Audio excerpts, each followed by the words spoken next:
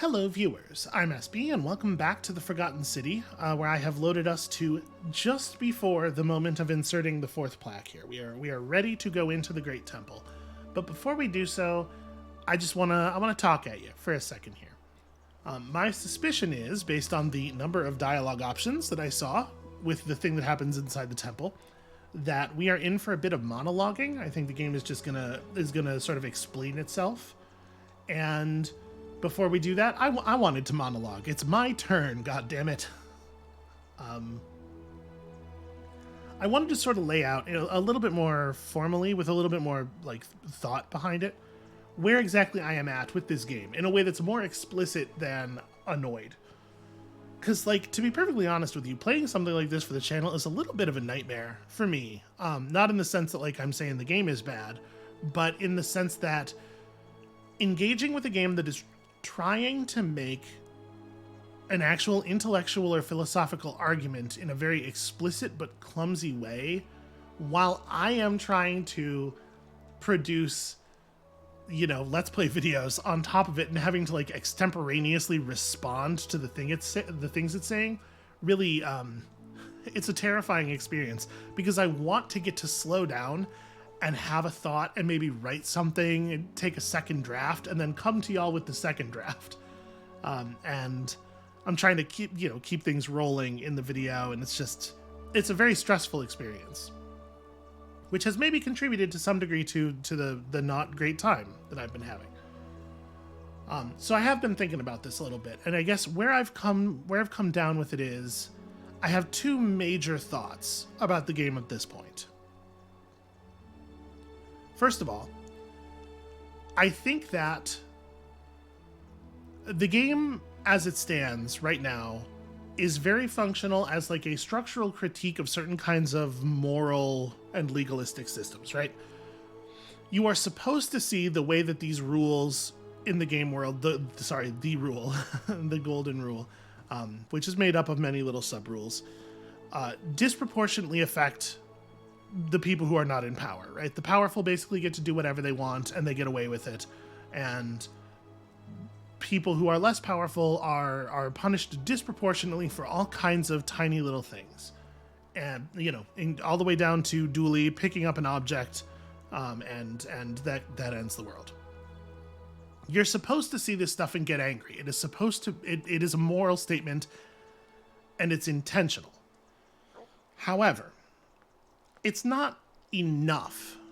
We've been in here for hours. If all the game ends up having to say, and I guess we're going to find out in a second here, this is if it's presenting a more thorough argument, this will be where it does it. This is bad structure, but I think that's the case.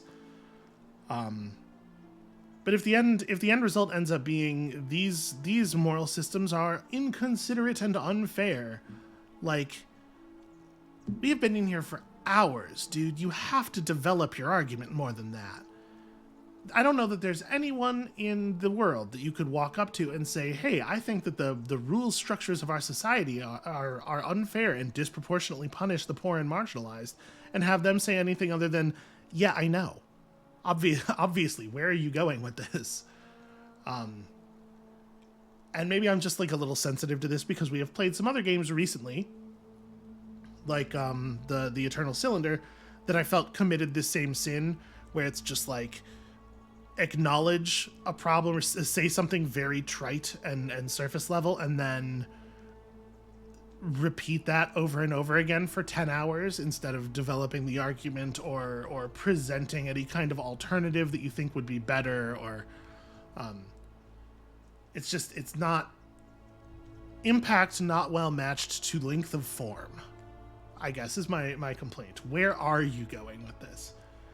Secondly, my other big problem is, given what I would say generally low quality of most elements of the execution of this game, probably like voice acting accepted. I think the voice acting is generally pretty good. It's certainly better than the words that the voice actors are being asked to deliver. I'm not sure that the developers are making the argument that they're making on purpose. I could absolutely believe that that they mean to say something about how do unto others is as they would do unto you is actually a good moral structure, and they've made it a critique of it accidentally because of incompetence. And like, that's not a place where you want your product to be. You don't want your viewers to be saying, I can't tell if they know what they're doing. And that's very much where I'm at with this thing. It's so poorly put together on almost every level with so many baffling decisions that I do not feel like I can be certain they're doing what they're doing on purpose. So that's a little harsh, but it's I think a pretty fair description of my feelings at the moment. I always worry when I'm just like shooting from the hip while we're actually playing games. I overstate things or I understate things, and then I feel the need to come back and correct myself. And like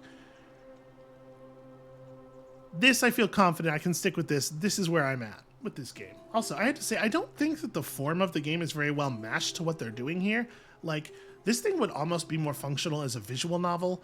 And I like, not that I'm saying they definitely should have done a visual novel. I think there's a lot of ways to present this, but I just don't think that the gameplay mechanics and stuff match well here, and it ends up coming off really... It makes sense in the sense that this is an adapted Skyrim mod, and they just copied the parts of the systems from Skyrim that they were using. The thing that they built was a kludge in the first place, and then they just reproduced all the kludginess because that was how it already was. And reconceptualizing it into something different is like a non-trivial amount of extra work, right? It's only 3 people. They were working probably on like limited time because like they also have to be doing things that pay money so that they can eat and live indoors. I get it, but it's a really bad fit that I don't think does the game a lot of favors. Like the chest up like bust presentation dialogue screens and stuff with the pretty crummy quality 3D models they have access to and the bad facial animation. It's just like, not everybody's facial animation is bad. Galerius is fine, but like Karen is a rough awakening, right? And I think that holds true for most of the other people in the city. Maybe everybody should have been wearing masks. I don't know. Anyway, sorry, it makes sense what it is, but I think they really screwed up by not maybe like reconsidering the form here. Also, it's kind of dirty pool, I'm realizing now, for them to open the game with a dialogue box that's like, hey, there's only 3 people working on this, and it was kind of in our spare time, so judge us gently. It's a little emotionally manipulative, actually. Not a big fan. Anyway, let's go do this thing.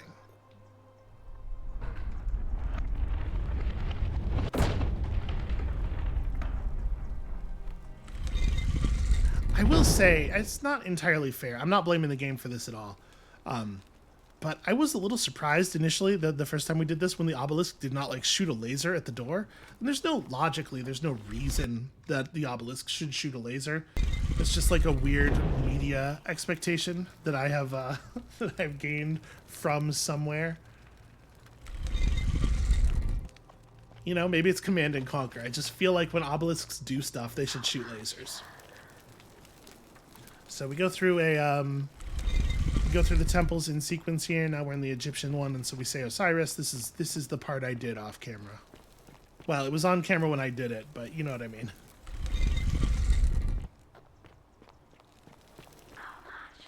Although really, I feel like saying any one of the names should work at every door, and I will tell you they don't. But if you say the wrong name, just nothing happens. You're not punished or anything. But these are all names for the same being, right? So it feels like saying any one of them at every door should work. And here we go.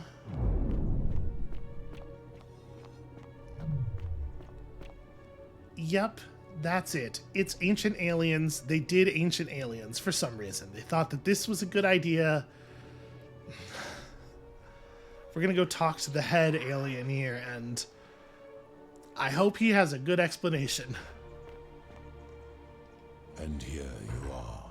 Allow me to introduce myself. As you have already gathered, I've been known by many names.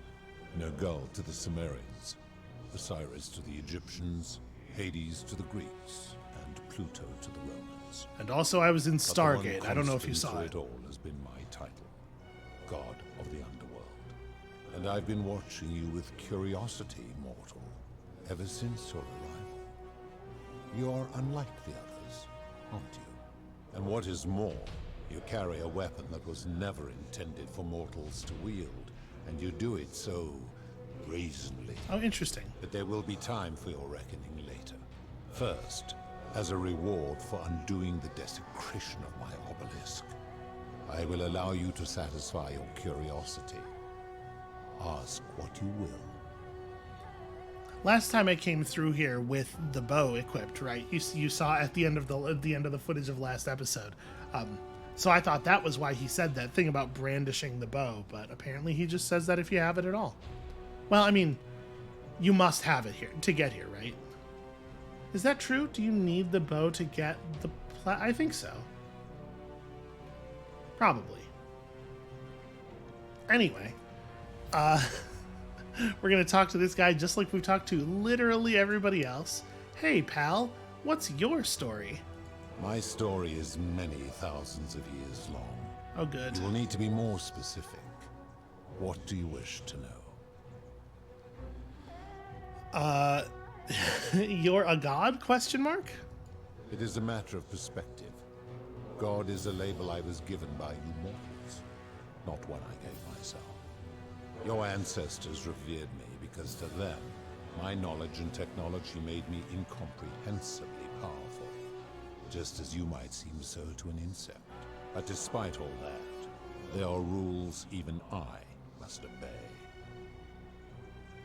So why do you look and sound like some guy?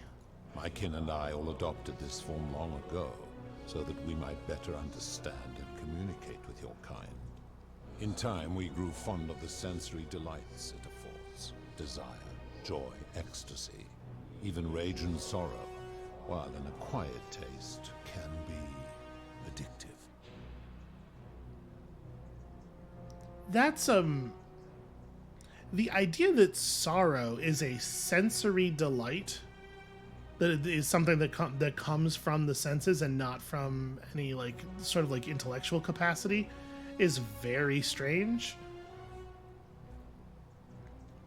I wonder if we're going to get more information about what his life was like before he decided to pretend to be basically human.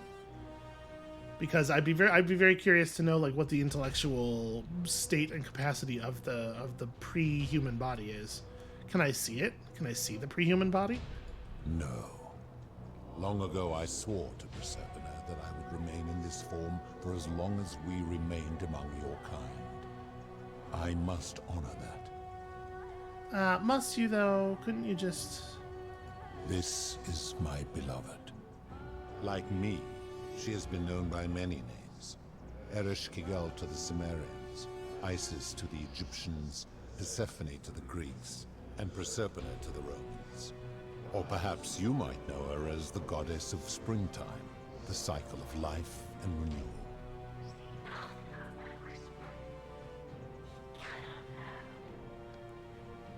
Your gaze lingers too long. Very, hey bro, are you looking at my lady energy there? You did specifically direct my attention to her, and also it's very strange to see a woman in total stasis. So, that's on you, friend. That is my servant. You would have met by the river, though she wears many faces and goes by many names. Kumutabal to the Sumerians, Kirti to the Egyptians, Charon to the Greeks, and Charon to the Romans. Her role is to ferry souls between the mortal world and this one, and to make their transition as seamless as possible. For that, she earned herself the infamous, if erroneous, moniker, the Ferryman. You will talk more later. For now, ask your questions. Okay. I would very much like to have a conversation with Charon. I think that seems like a good idea. Because the whole time loop thing is something I'm still kind of... What did Sentius say? I don't remember where Sentius said he picked up the knowledge to perform the spell that creates the time portal. It seems like it should be a thing that is well beyond the capacity of any mortal. At the very least, if it's not, then why is it not a thing that features way more prominently in other stories about these gods, right? Like, it's Proserpina. Ugh, that's such a bad name. I know this is 100% like aesthetics and subjective, but Proserpina is such a worse name than Persephone. It's wild. If it was Persephone who gave Sentius the ability to do a time loop in order to thwart the work of another god, you would think that that would be a thing that would be like super common in myths, right? The gods love giving mortals weird powers that are ultimately turned out to be horrible punishments in order to thwart the work of other gods. That's like very much their thing. Okay, I guess let's talk about something else. As you wish. Can you tell me about your cool spaceship? It has come to be known simply as the Underworld, and it exists because of a wager I made long ago. Okay, I have some questions about that for sure. What wager? Tell me of the wager. That is a long story, one that began over 3,000 years ago and continues to this day. You see, long ago, my kin and I just set had a out from thought. our I'll home talk on about it in a Elysium second. to search for other forms of life among the stars. We discovered your planet and witnessed your kind evolving from primates into something lawless and barbaric. You all but destroyed yourselves, your 2 short lives being extinguished by violence and ignorance and disease. Yet Proserpina saw raw potential in you, and persuaded the rest of us it would be squandered without our intervention and stewardship. So we revealed ourselves to your people in a place called Sumer. We offered guidance in agriculture, toolcraft, and law, and you called us gods. For a time you flourished, but soon you were too many for us to oversee. And as you spread from that cradle of civilization, we saw something disturbing. We had sown the seeds of dependency and confusion, and soon you returned to your old ways of violence and ignorance, this time in our name. My kin had seen enough, and gave up on your kind, condemning you as barbaric and chaotic, scarcely more than animals. We began preparations to return to Elysium, our home world, a utopia unspoilt by conflict and unimaginable in its beauty. But my Proserpina could not bear to abandon your kind without guidance, and knowing it would force the rest of us to leave her behind, she made an extraordinary sacrifice. She gave up her immortality to descend permanently to the ranks of humankind. And so she began her inescapable trajectory toward death. Horrified, I acted swiftly. I placed her in suspended animation in a deep frozen sleep to prevent age and sickness from claiming her. And then I pleaded with Proserpina's father, who the Romans called Jupiter, to bring her with us to Elysium. It was and is my hope that once there, we might one day learn to undo what she has done to herself. But he refused. I did everything I could to persuade him, but he would not relent. He would rigidly uphold his final pronouncement. Humans were unworthy of ascension to Elysium, and no exceptions would be made. But seeing that I was aggrieved, Good he lord, proposed dude. a wager, the terms of which were as follows.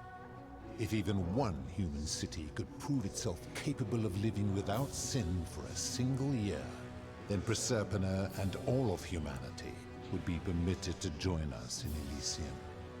My part would be to remain behind, the last of my kind, to watch over you, without interfering, and to sit in silent judgment. And so my reward has been to languish here, enduring a 3,000-year winter, waiting for the day your kind proves itself worthy of her faith in you, so that I might take her with me to Elysium and unthaw my goddess of springtime. And here I am, after all this time, still waiting. Okay, I have many thoughts. The thing that I realized somewhere around dialogue line 2 of that, I'm going to guess, roughly 3,000 dialogue line soliloquy he just gave, is that I figured out who he reminds me of. It had been poking at me since we walked in here, but I finally got it. He's the robot ghost of Christmas Past from that Aqua Teen Hunger Force episode. I asked him what was the wager you made, and he almost literally was like, that reminds me of this severely long story. So that's bad. That's not a comparison that you want to be drawing, because, like, right, that's making fun of a trope, and this guy is very much an example of that trope. But the other thing that speech really brings up for me is that I am increasingly concerned that we are not ever going to get an explanation of what the word sin means in this judgment system's eye. Jupiter said if they can live without sin for a year, they will ascend to Elysium. And, like, first of all, this is the worst kind of, like, lazy, tropey, like, the developers cribbed every single idea here from somewhere, and they have done no work to alter them in interesting ways or to integrate them, or it's just like, it is the most we copied a bunch of shit from TV tropes version of this thing that it could possibly be. But secondly, the whole philosophical argument the game is trying to make is very much based on this question of what is sin, how do we determine what is sin, and who gets to make that determination? And I am increasingly concerned that the game is not going to bother wrestling with those last two questions at all. Because I don't even have the choice to ask, how did you determine what the rules are? Also, if your society is perfect and free from conflict, how did Jupiter not have to explain it to you? How did he not have to go like, okay, listen, here are the things we don't like.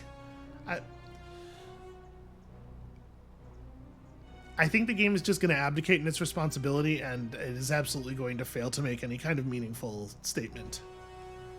Okay. Who are your kin? And please, briefly. There were also gods who, like me, have been known by many names, but perhaps you knew them by their Roman names. Our leader, Jupiter, as well as Neptune, Saturn, Juno, Minerva, Mars, Venus, Apollo, Diana, Vulcan, Vesta, Ceres, and of course, my beloved Persephone. It's a pretty small crew for a spaceship of this size. Who built the city? We're talking about the Forgotten City here, not the Underworld. As the first wave of your kind arrived from Sumer, I had them build a city in their own fashion, so that they might be comfortable and recreate their lives here. I had them build the entrance as a vertical shaft leading to baths, to cleanse them of the sins of their former lives, and to prevent escape. I watched wave after wave of Sumerians arrive, and as their civilization declined over the centuries, they were replaced by Egyptians. Of course, believing themselves to be the superior civilization, the Egyptians promptly built over what had been built before, and made all the same mistakes. After another 1,000 years, the Greeks began to arrive, and then the Romans, and they all did the same thing. They built upon the underworlds of their predecessors, renamed their gods, and ensured their foundations were forgotten. Okay, but hold on. Like, physically,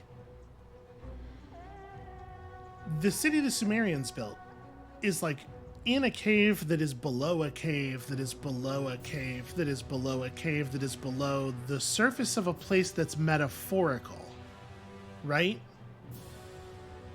Because Karen only brings dead people here. So what is the top level of that structure? Were we wrong about the afterlife? It sure seemed like everybody was dead, and I assume that I too am dead, but maybe this will be stuff that comes out during the conversation with Karen that we've been promised, but like I don't think that they've given a lot of this is another one of those things where like I wonder how much the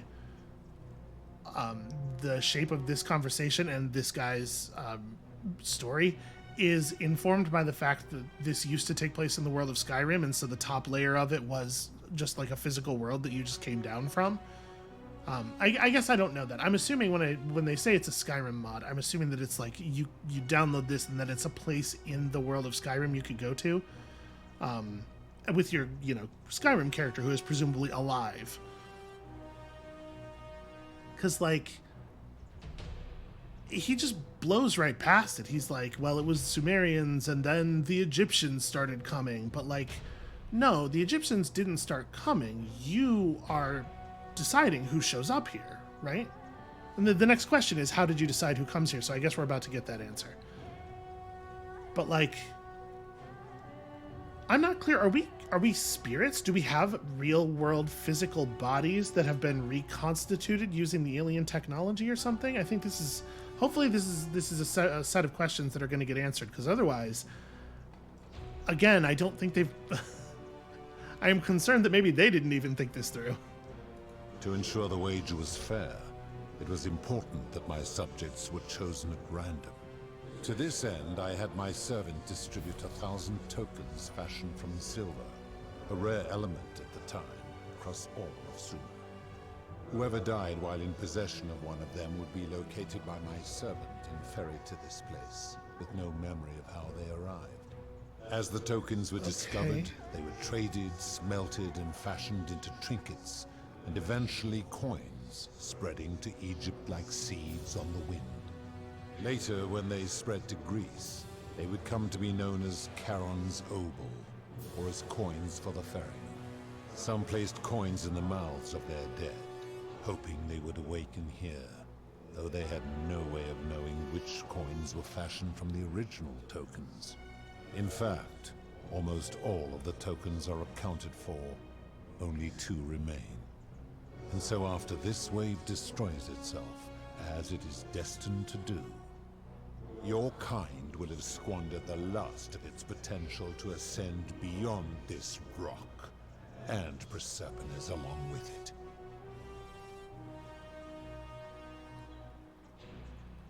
Okay, so that answers the question of how suddenly it was just Egyptians showing up. But it, like, if anything, it makes worse the problem of, so we are dead. Like, are we standing in a metaphor right now? Because, like, I have a physical body, right? And how do the stories of the Underworld... I guess the people who left the original city knew about the gods, like had physical contact with the gods, and so they were able to spread, some version of that myth comes down. But like, the Underworld scheme didn't exist at that time, right? The Underworld scheme didn't exist until after humans left the cradle of civilization and then became barbaric again. So they wouldn't have had any direct contact about that. So how did the stories about the Underworld leading to people putting the coins in people's mouths? Also, big questions about how that process actually works. Like, basically he ordains a certain number of metal tokens, and then like, if they get melted down and that metal gets smelted into other things,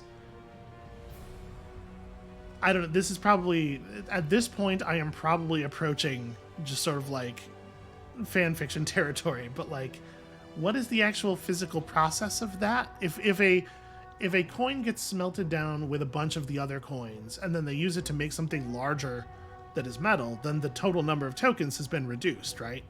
And if that larger thing gets re-smelted into, like, he's acting like it was always just 1-for-1 smelting, but if we're talking about tiny bits of metal here, that's not really how that works. I don't know. Again, this is all like, they didn't bother to think it through because it worked different in Skyrim, because Skyrim. So how did humans learn about the Underworld exactly? It is a regrettable story. One of the first men who came to this place was a king of Sumer, and a troublemaker. To be rid of him, I returned him to his people. Okay. On the condition that my servant erased his memories of this place. But they didn't? But the erasure did not take completely. And he told stories of this place as if describing memories of a dream. His tales were committed to writing, which came to be known as the Epic of Gilgamesh. And his words were twisted and distorted over generations. Later, the Egyptians would adapt Sumer's stories of the Underworld, making them wildly intricate and labyrinthine. Their Book of the Dead and Book of Gates bore less and less resemblance to this place in their priests' pursuit of profit. Then, when the Greeks began to arrive, they proved far more cunning, and in a series of incidents that will not be repeated, 5 of them escaped. A warrior named Heracles, 2 kings named Sisyphus and Theseus, a poet named Orpheus, and a Trojan named Aeneas. They each told embellished tales of this place, how to get here, and how to escape. And so from Sumer to Egypt, Greece to Rome, your kind has always told each other stories about this place, though each story contained only a seed of truth. Okay, so massively complicating.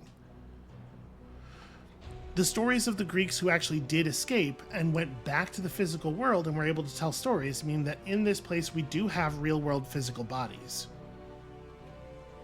But even the god of the Underworld here says we only get to come here after we're dead. People who died while holding one of the tokens are the people who come here.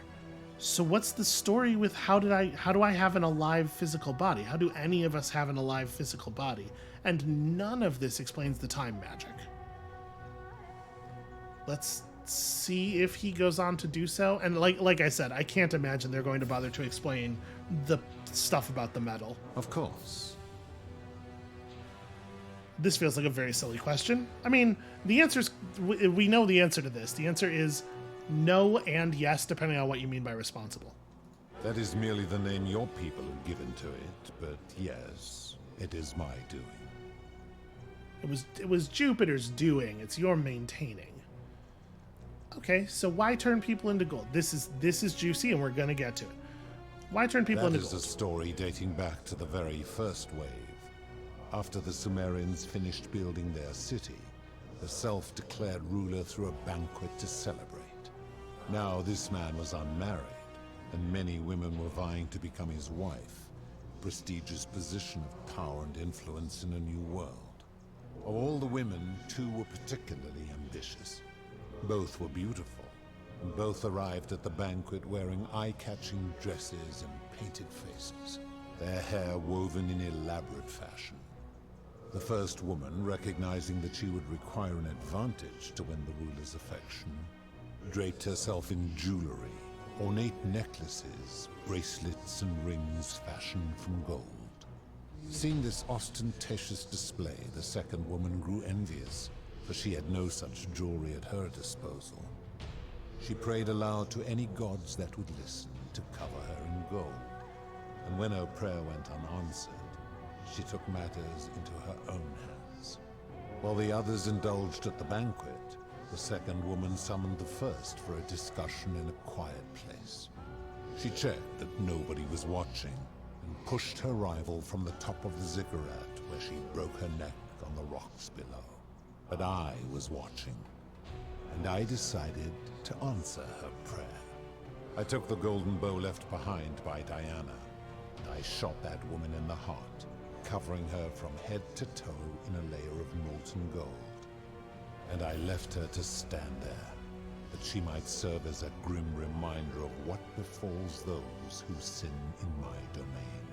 But that was not enough, for the entire city was tainted by her sin, and the wager could no longer be won. So I had no choice but to wipe the slate clean. I gilded them all, to make way for a new wave, and began the wager again. And to this day, each of them, and all who came after, line the halls of this city, inanimate but conscious. Suspended in time with only their sight and hearing preserved, so they may bear witness to and lament the folly of your kind for eternity, as silent golden sentinels. So, okay. The first city did not have an explicit golden rule. He just fucking gold nuked everybody out of spite because somebody did something he didn't like. Secondly, absolute confirmation that being a golden statue is a goddamned nightmare. Which we, suspected, but the game's been a little wavy on whether they're dead or not. So here we get hard confirmation that they're not really dead, but they are certainly, they certainly probably wish they were. I don't think that once again, we run into the problem of the city being tiny and removed from the real world, meaning that like the kinds of class and wealth stratification that we see in the real world shouldn't be able to like reproduce, or at least should be able to hold very well in this place. And like the whole idea that he brought a bunch of people here and then made them build a city, but I don't even know where here is. He brought a bunch of people to the ground on which the original Forgotten City was and forced them to build a city so that they could live in it. And then they did that. And then at some point, some Egyptians started showing up and they built another city, but they built it literally like on a layer of rock that existed above. Because like in the Roman city where we've been, you can see the sky, right? Like we're underground, but there's a big crack in the roof. So we know there's not another layer above that. There was exactly enough space for the for the four cities. But like, is the Forgotten City a place that's on Earth? It can't be, right? Because we're from the modern day. We would certainly have found it. And it sure seems like the transition we walked through made it seem like the Forgotten City is actually a place that's in the belly of this spaceship, which kind of makes sense, right? If it is a space that's sequestered within the spaceship, that would be responsible for human beings not being able to find it with modern mapping and stuff, modern cartographic techniques. But also it can't possibly be the case because the Greeks were able to escape and walk back to Greece. So I need more explanation. I need more explanation as to exactly the physical nature of the Forgotten City itself, and also what the hell is up with like the bodies. And I'm worried. It seems like we've sort of wandered away from that, so I'm worried we may not get it. So you're responsible for destroying all these lives. I will say it does strike me that this is the kind of stuff that we might be able to get out of Karen. I give your kind a second chance at life, as well as ample warning about my law.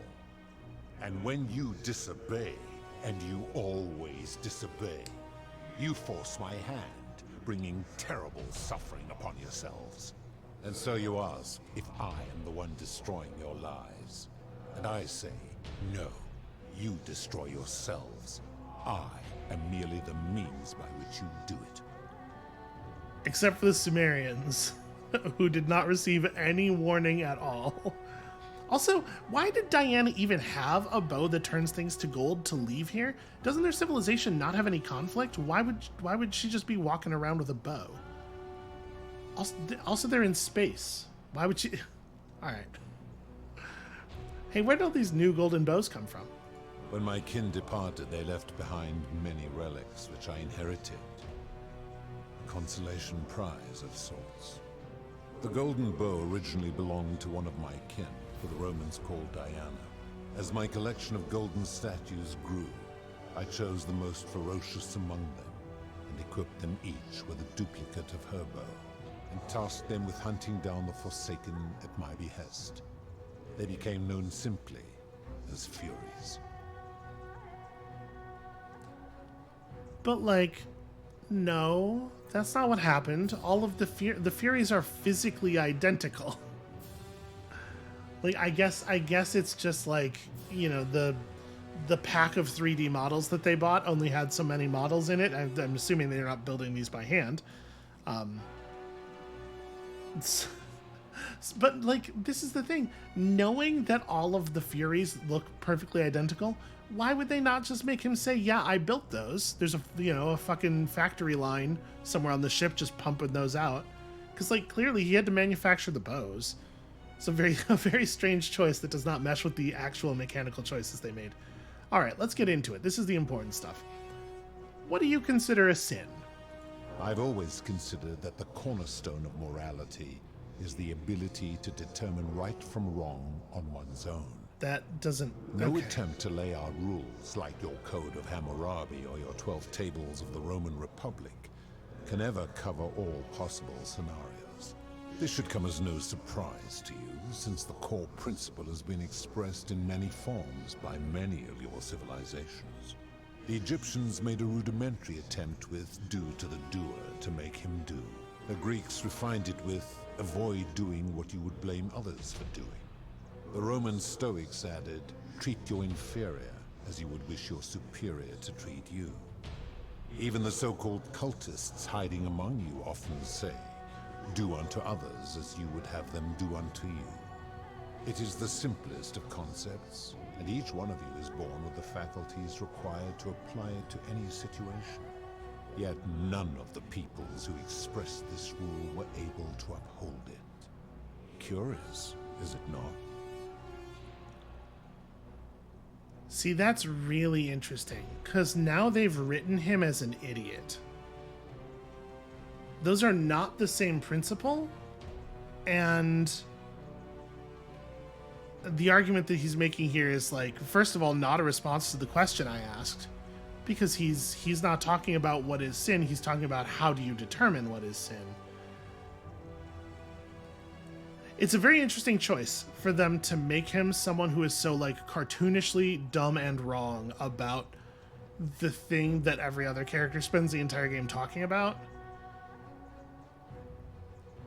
I think this is going to end up being a way of the developers not having to make any statement about, like, what would be right. You just have your villain be, like, super evil and wrong. Also, him going, this principle, look, it's such a simple rule, it applies so easy to everything in the universe, and everyone's born with the mental faculties to understand it, is wild given the way the game depicts Dooley.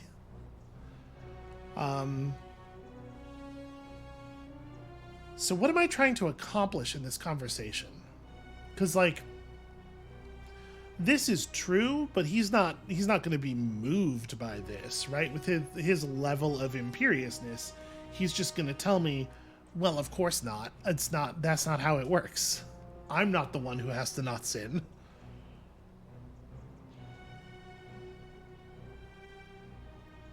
So if I say this one, we could maybe get, like, we can't get into a philosophical argument with this guy. He's an idiot. I guess I'm gonna try this, because I think this one just ends with him getting mad and then probably looping back to this this choice anyway. Okay, that principle's not as easy to apply as it sounds. Also, it doesn't sound easy to apply, so that's doubly compounding. For you, perhaps. So how do you know when people sin? I'm able to commune with all of the statues in the city. Their ears are my ears, and their eyes are my eyes. Okay, but we know that's not true, because we stole in a place where there were no statues watching us, and it did trigger the thing. If she was still conscious, I suppose she could, but she's not. Why do you ask?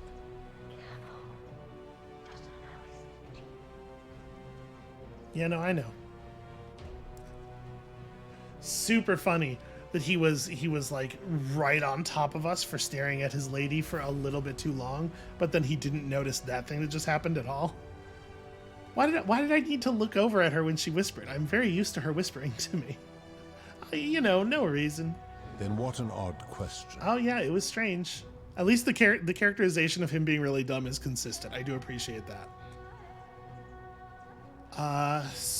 Do I think that we're gonna get anything out of this? I can point out that his rule is inconsistent, that it's a bad system. I guess maybe we can talk him into realizing that. That feels like a very like ill-considered video game thing to do, and this is an ill-considered video game. So, yeah, let's see if we can. I've seen some terrible things that you don't consider a sin. How could you just let them happen? Do you plan to speak in sweeping generalizations, or are you going to give me an example? Oh, you know damn well what I'm talking about. How about debt bondage? Let's start with debt bondage. You speak of the moneylender. How is that inconsistent with the rule? Well, he wouldn't want to be trapped in a 30-year labor contract because of a loan. And he would never have signed a contract pledging his This is labor like a for really 30 weak argument. years. All he did was enforce the terms of a contract signed voluntarily by others. Right, but he wouldn't want to be in the situation where he was poor. He wouldn't want his choices to be continue to remain poor and starve to death or be forced into debt bondage, right? Like, allowing someone else to suffer in poverty is the part that breaks the golden rule, not the contract. But our character is not smart enough to say that. It's like the developers are basically like, they are giving us a pillow to hit him with, and then he's like, that doesn't hurt. But it's like, this is an inappropriate choice of weapon, you know? The whole concept of debt bondage is unethical. He's not going to care what international law where I'm from is. All he did was enforce the terms of a contract signed voluntarily by others. No, you know what? That I do disagree with that. That is not, in fact, all he did. Supposing you're right, then my law has been broken, and I should turn you all to gold immediately. Is that what you want? No, the point is that you don't enforce the rule correctly. I'm right and you know it. Then your desire to be right outweighs your desire to survive. That's probably a You thing will that's make a generally true of fine me. Statue. Yeah, fuck it. All right. Do you really think you can wound me, a god, with that primitive weapon? It's a crazy magic weapon. Okay. That's an interesting suggestion all of a sudden. I don't think I should say this. We should not, if we're going to do that, we shouldn't let him know what we're up to. But this is very out of nowhere. Like, this is... They should have set that up a little bit, maybe? Like, what does her crown do? What is the value of her crown? Let's find out, shall we? Pathetic. The many shall suffer for the sins of the one. Okay, can I please? There we go. It wasn't letting me draw the bow back. I'm just kind of curious if we can harm him. I'm assuming we can't. I'm being shot at from behind. Okay. Suffer in eternal torment. No big surprise. Wow. No. You Is the crown here? despicable creature. Ah, shoot. Well, that's part of her head. Aha, I got it. I definitely have been hit twice already, and we're just going to serpentine. So yeah, the city is definitely inside the spaceship. I was considering that it could be possible that that we walked through a portal at some point, that there was some teleportation going on. I did not serpentine correctly there. An important element of serpentining is that you must not at any point run directly toward the person who is shooting you. This is working remarkably well.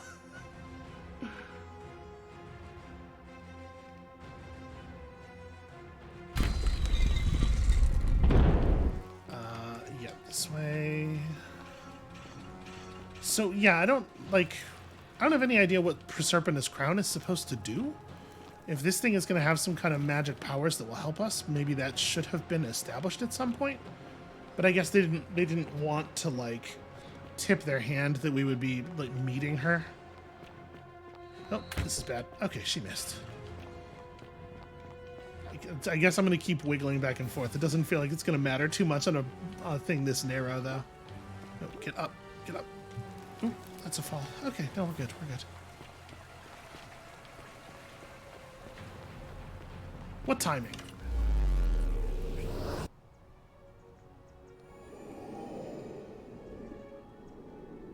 So, okay, we have Proserpina's crown now. What does that do for us? Also, I can't believe it's been almost another whole hour of this game.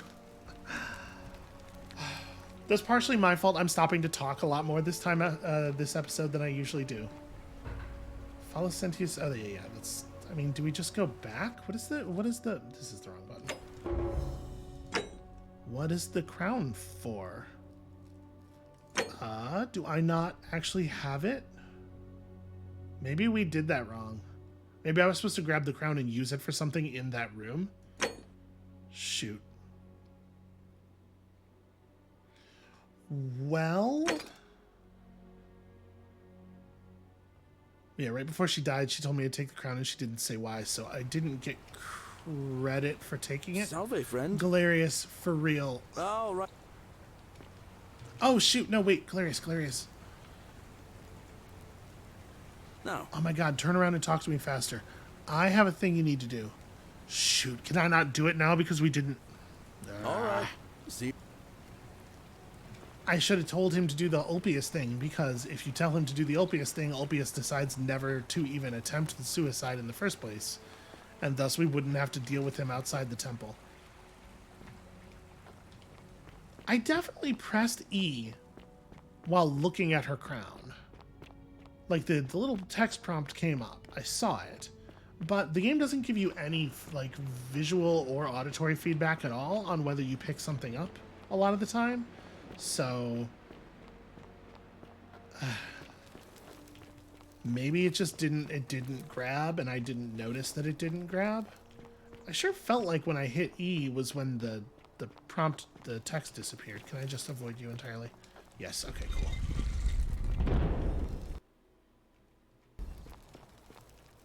Actually, it's really interesting that the plaques were still in the obelisk, isn't it?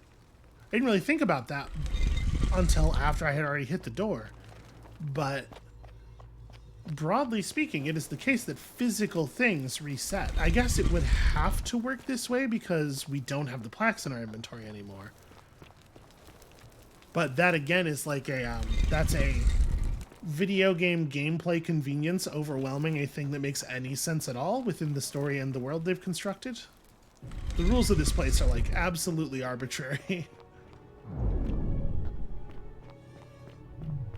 Okay, well, I'm back. Very curious how this conversation's gonna go. And here you are. Allow me to introduce myself. As you have already gathered, I've been known by many names. No girl to this, okay. But the one. Huh. I guess I kind of assumed that he was going to be aware that the time loop happened. Well, has Proserpina been... The thing is, we get compared to these other characters who have been stuck in loops as punishments for things and stuff, and the gods are definitely aware of their looping torment, right? The story of Sisyphus and stuff. But I guess it isn't necessarily the case that Proserpina is aware of the looping we're doing, even though it's her who's making it possible, right? Also, I have some serious questions about that one and how that all works. Okay, how about this? What if I say I don't have any questions? What happens then? Because were there more dialogue options left here?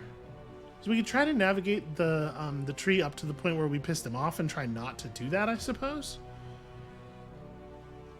But I kind of want to just stop talking to him and try to grab her crown again. I'm going to say I don't have any questions. Good. Then now it is time for your reckoning.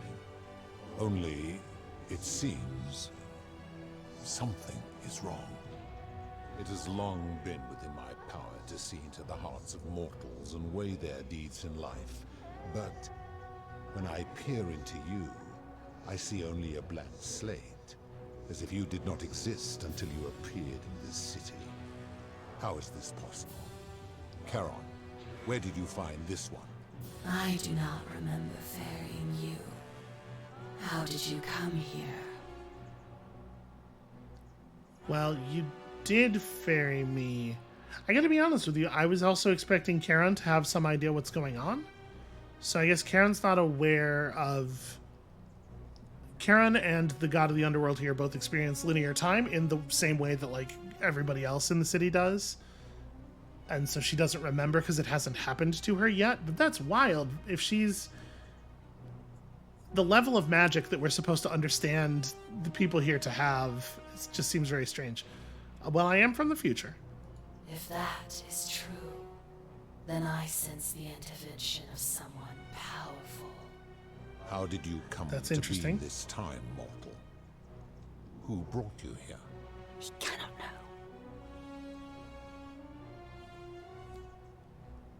Okay, is the whole idea that Proserpina is responsible for the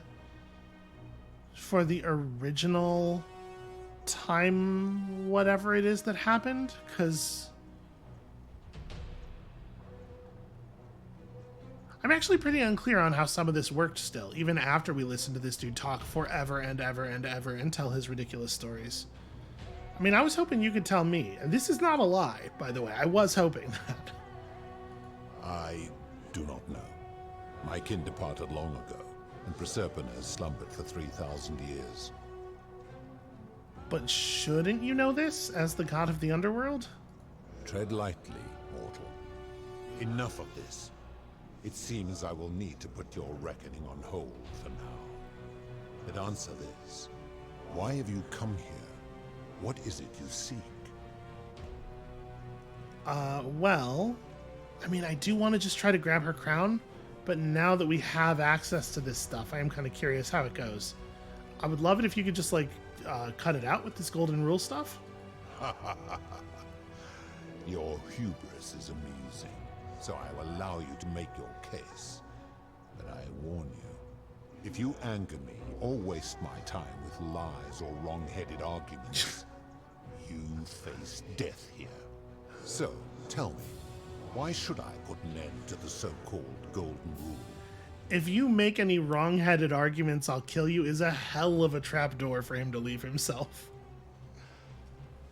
I am sort of wondering if, like, maybe the actual story behind here is, and I'm sure we'll never get to know this, but actually the story here is this dude, this whole thing was cooked up as a way for this dude's people to abandon him because he sucks so much and they just want to be 3,000 years away from him so badly. The Golden Rule is corrupting the city and ensuring you'll never win the wager.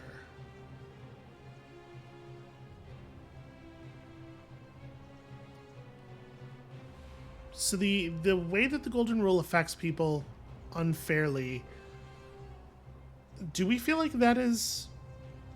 I guess it doesn't matter whether it's true. What matters is whether he would buy that.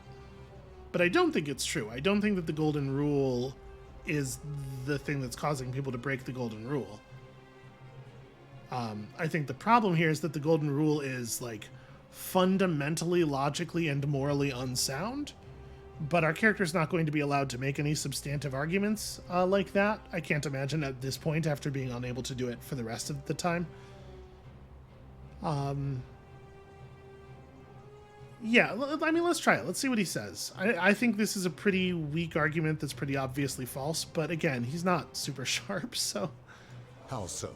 And be specific. You have made a grave allegation, and I expect you to back it up. Oh, he's concerned I'm getting wrong-headed. Rufius has become so paranoid that he's jumping at shadows like Virgil's sexuality. Okay, I mean, that's a way in which the Golden Rule is potentially provoking the breaking of the Golden Rule. He's not going to consider this a problem at all. This is more of that contracts are the highest form of law thing. Space libertarians. Malleolus has trapped people in debt bondage by convincing them that rebelling would break your law. He loves debt bondage. We can try this one. I don't imagine he's going to find this very compelling. I find it fairly compelling, but I don't think he will. He is a volatile and confused fellow, that one. Oh, that's it? That's all we have to... Okay. That's all the good examples I can think of. It's all the examples that I think you might have any sympathy for at all. Pathetic. You will need to do a lot better than that. All right, this is very much a hit. Like this is going to be that's the same thing that happened last time, right? He's going to get mad at me for pointing out that his rules are bullshit, and then it's going to be fighting the Furies time. We could try this, but I don't like. Why would he believe me? Right? I'm going to go this way. How can you expect us to live without sin if you can't do it yourself? That is a very serious accusation, mortal. What sin have I committed? What evidence do you have to support it? You are treating literally every person here in a way that you would not want to be treated. I mean, I wish that I could just say the thing I just said, but if we're gonna get more specific, he would probably not want to be abducted and imprisoned. I did note, by the way, that he used the word placed. I placed her in stasis, which is that's maybe the most gentle way that I've ever heard somebody say kidnap and imprison. I am well aware of the story told by the Greeks and Romans of my so-called abduction. No, I'm talking about the story you told me. Entirely unfair. My love was dying, and I intervened the only way I could to save her life. What would you have done? What would you have done is not actually an answer to the accusation, though. Whether or not I would have done it has nothing to do with whether or not it breaks your rules. I mean, if we're going by the what would you have done rule, listen, I sin all the time, my dude. But didn't she choose to die? It was an act of rebellion against the others. She knew I would have to act to save her, and I did because I loved her. I love her still. Accordingly, I reject your argument. Yep, okay. If he has the option of just going, nah, I disagree, then I don't imagine there's any version of this that does end with us like winning an argument against him. So probably whatever it is that we're supposed to do with her crown is the only thing. That would be my guess. You've trapped all these people in the city against their will. You wouldn't like it if somebody did that to you. These people were all dead when my servant found them. I gave them a second chance at life. Would you prefer to have simply ceased to exist? Again, what would you have done is not an answer to the accusation. But can we dig into this? Why am I not allowed to ask questions about what happens between here and here? I'm gonna say maybe. Yeah, maybe. Then you still have the option to end your life should you wish, and you are no worse off than if I had not intervened. Sure, how about you... I reject your argument. Sure, the thing you said is right. How about you answer my accusation now? And then he's just like, nah, I'm not gonna do that. So, never mind. Very well. Yeah, let's just do it. Do you really think you can wound me, a god, with that primitive weapon? Well, apparently I can wound at least some gods with it. Alright, let's find out. Pathetic.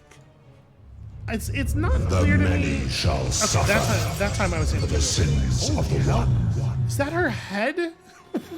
It's just her scalp. Okay. Take. It definitely disappeared. I definitely have it. Impossible. Excuse me, ladies. Ow, ow, ow. Okay, I got a check mark on take Proserpina's crown this time. Rewind time and show Pluto you have Proserpina's crown. To prove to him that the time loop exists?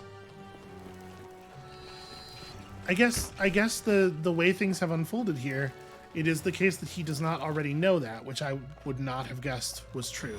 So, boy, these Furies are profoundly bad at their jobs. Okay, they can get you pretty good if they catch you in a loading screen, though. Trying to not fall too far because our HP does matter.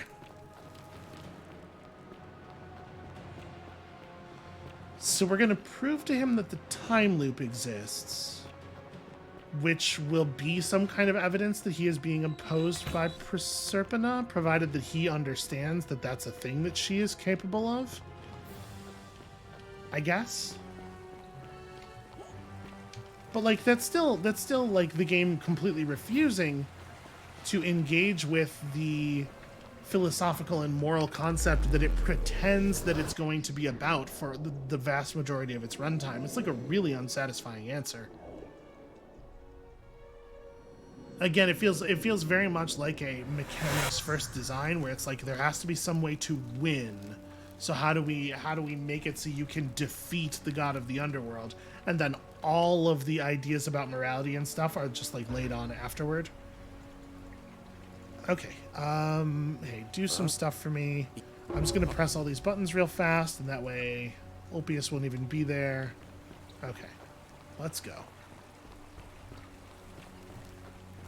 So we go back in, we show the god of the underworld, the sick alien ghost of Christmas future of the underworld, the crown, which proves something. It's certainly going to be weird for him, at the very least. And then, I don't know, we'll just improvise from there. This doesn't seem like a very good plan, but I'm assuming Proserpina has something up her sleeve, since this was her idea. And so she is in some way responsible for us being here, right? She has the time magic. It's not clear to me still exactly how that all works, but I'm hoping we're about to get an explanation. Like a fast one, preferably.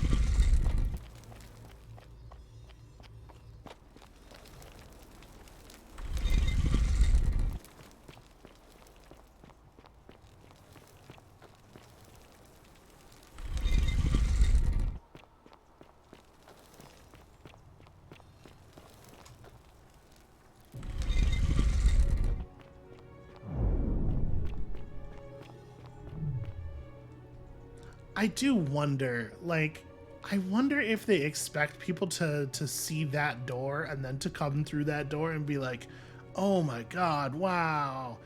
Because, like, they try to present this to you in a very grand way, but it's just, like, so much the most boring possible option. I would much rather it have been, like, you know, like a god. And here you are. Allow me to... Okay, yep, no, we know your deal. He talks so much. See this? It's Proserpina's crown. What a tactic. Hey, look. I would recognize that anywhere. And yet my beloved still wears hers. What is this? How did you come by it? I don't have a great answer for you. I took it from her after I killed her in another... He's not gonna like this. You vile, despicable creature. Why would you do such a thing? And worse still, boast about it. Oh, he's right. He's got me on that one. That's a pretty fucked up and evil thing to do.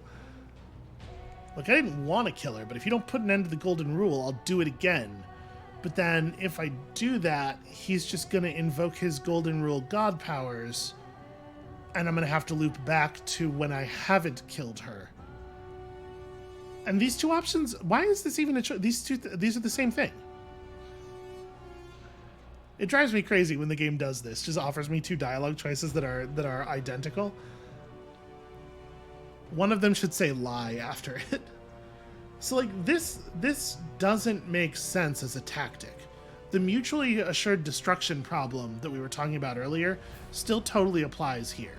The only way for this to come to an end is for me to not kill her.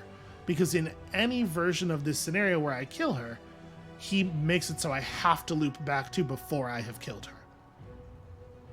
That said, consistent characterization. He's probably not smart enough to realize that. And the way he's been portrayed so far. I'm going to say, I didn't want to kill her, but if you don't put an end to the golden rule, I will do it again. You have put me in an impossible position. If I refuse, you will murder her. And yet, if I agree, I will lose my wager and return to Elysium humiliated and alone. Okay, but like this isn't a better option for me than it is for you, and you're like, we know you can just handle an eternity. I cannot. I guarantee you. So yeah, so what's it going to be? And like a huge amount of like the way this would play out if we really wanted to game this out comes down to the nature of my body, because I'm still experiencing time in a sort of a forwardly direction, right? I'm the only thing here that isn't looping. So if we had any idea what the rules are for my body that isn't my body but is my body, then we could know, I suppose, how this plays out in the end. He's just giving up because he's not smart, and that allows us to sort of walk around the whole thing. But, yep, that's the idea. Perhaps you are cleverer than you appear, mortal. I do not see that I have a choice in this. Your treachery and savagery have opened my eyes like nothing I have witnessed in 3,000 years. And now you have shown me your species' true colors. And I see that Proserpina was a fool to have ever believed in you at all. This has gone on too long. It is time for me to let go of this form, of her, of all of you. But know this, if I abandon the wager and leave for Elysium, neither she nor your kind may ever ascend. I have questions about the ascending in the first place. Like, if it's a thing they could just do to make us, you know, I guess maybe by the word ascend, he just means travel to Elysium. But I think there's pretty strongly an implication that, like, we are going to be uplifted somehow. And if that's the case, then whatever it is that they do to uplift people, like, they would be able to do that to Proserpina. I guess the thing with her is not that they couldn't fix what she did, and also they never talk to us about, like, what exactly is the mechanism by which she gave up immortality. Or I think that part of that is just that we have lots of other stories where that happens, and the developers are so lazily cribbing from everything around them. They're just like, well, the audience won't ask this question because they'll already be familiar with other media where this happens, because we're stealing a very, very common trope. So yeah, can't ever ascend. But why can't we go to Elysium? Because despicable creatures like you have no place there. My kin would never allow it. The best I can do is return you to the land of the living. Oh, I have so many questions about that. Make arrangements to ferry the others. But as for you, be aware you will be separated from the rest. Okay, yeah, I do. That makes sense, and it's how it should be. I really need to ask some questions about the arrangements. These arrangements that you're talking about. It is absolutely what I want. I love the fact that, like, the the positive outcome here is that in the face of rules about how we should be nice and behave and do unto others as you would do unto you, the only actual solution to the problem is to do something so profoundly awful that the only person in the world who thinks they are trying to help you completely gives up on you. That's the good end. But why? Once this exodus begins, the events that brought you to this moment will never have taken place, and you will have created a paradox. I don't know if that's right. What will become of you is difficult to predict, but that is the risk you have taken by interfering in the natural flow of time. That wasn't me. Now, are you ready? This isn't really a paradox thing, right? Like, we're not unmaking the events that led us to come down to the Forgotten City. My timeline is straight the whole way through. There's no paradox. Yeah, I'm ready. Let's get this over with. You had best pray our paths never cross again, mortal. How would they?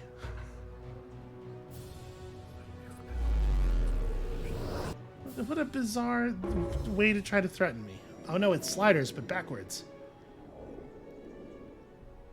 So I still have a huge number of questions about, like, the fundamental nature of the beginning of the game. Oh look, it's Al. My dude, you were dead. But I guess, so wait. So we changed the events that led to Al being dead, but we're still down here. So the city still existed, right? He didn't undo all of that. It's just at the moment that we were at the end of the Roman period of the Forgotten City, he packed up his ball and went home. And he returns everyone to the world of the living, but we don't get to know what that means or what the deal is with their... Presumably they had dead bodies, right? So now they just have a second body? Okay. So a lot of questions. A lot of questions that I do not think the game is ever going to answer. Okay. Hi, Al. Hi there. Gave me a bit of a fright.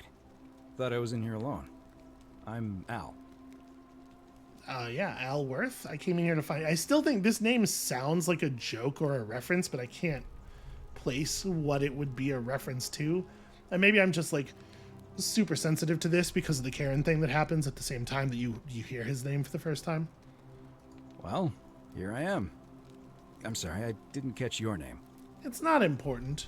I was kind of hoping that you would already know who I am. Know who you are? I barely remember how I got here myself. Okay, that's kind of what I did figured. that lady in the forest send you in here after me? I guess I lost track of time, learning about the history of this place, and it is extraordinary. I'm fairly certain you and I are the first people to set foot in this city for about 2,000 years. Fortunately for us, the last person in here was a Roman man named Galerius, who inscribed an account into a tablet. Apparently, there was a community of 20-something people trapped in here, and living in fear of a curse they called the Golden Rule. They believed that if even one person sinned, an unknown god would cast them all into gold, like the 1,000 people who'd lived here before them. Then, one day, just as Galerius had finished praying for a good harvest at the shrine of Proserpina, an oracle appeared and told him how to solve the ills of the city, like saving the life of a dying woman, foiling an assassination attempt, and so on. Meanwhile, the oracle walked up to the temple of the mysterious god, this one right here, and demanded an audience. And the doors just opened up to her. Nobody knows what went on in there, but Galerius wrote the oracle must have been more persuasive than Odysseus, because the next thing he knew, the ground shook, and the voice of that god rang out over the city. The many have suffered long enough. Unfortunately, Galerius' account just sort of stops after that, leaving a lot of questions unanswered. Yeah, no kidding. What became of him, and the other people who lived here? What happened to all the golden statues? And did this mysterious oracle single-handedly undo the curse that had terrorized people for hundreds of years? Wait, no, that doesn't make... Okay. Al is trying to catch me off my game by saying a bunch of things that are profoundly wrong in quick succession, so I don't have time to get mad about all of them. So wait a minute.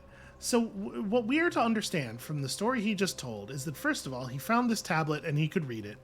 So who the hell is Al Worth? And secondly, why would the god of the underworld say the many have suffered long enough? That is not the vibe that he had. He did not consider the thing that he was doing, the thing that they were going through, to be suffering. It was a second chance at life. It was a gift.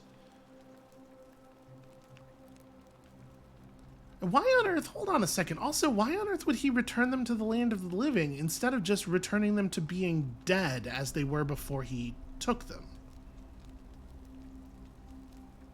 I kind of brushed right past that before, but that also does not make any sense and is kind of like out of character with his whole... So, okay. So, we go into the temple. We convince the god of the underworld that he should just leave because he's never going to get what he wants. He buys it. And that part's not super wrong. Like, the actual logic of it, where I threatened to kill Proserpina over and over again, is a thing that he should be able to see that that's not a thing he cares about, really, due to the mutually assured destruction problem. But in the end, the conclusion is right. This strategy is never going to work. He is destined to lose the wager. He has designed a system that is self-defeating. But then he says, okay, we're done. Y'all are free. I'm going to put you back in the land of the living. And during all this time, Galerius is just like feverishly inscribing everything that's happened. And then his account just stops.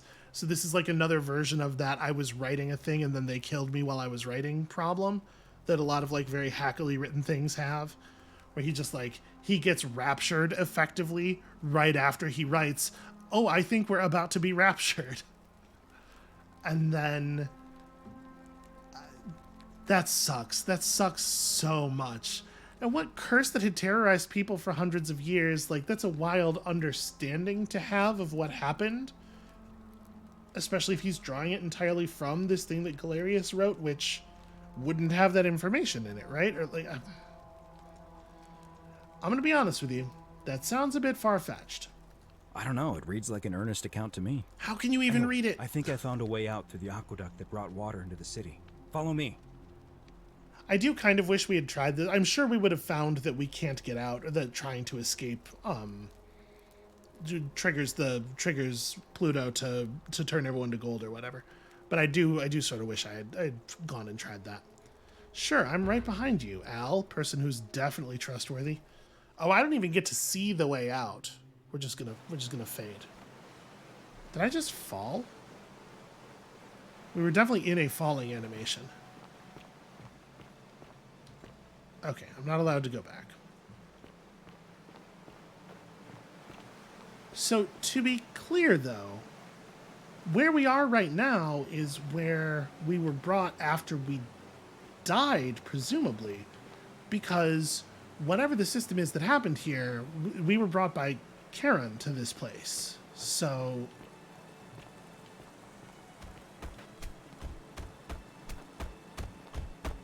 hey, buddy. I'm gonna pause here for a moment and make sure nobody else has ever lured into this temple. Al's hammering technique is very familiar. All right. You go on ahead. I'll be there soon.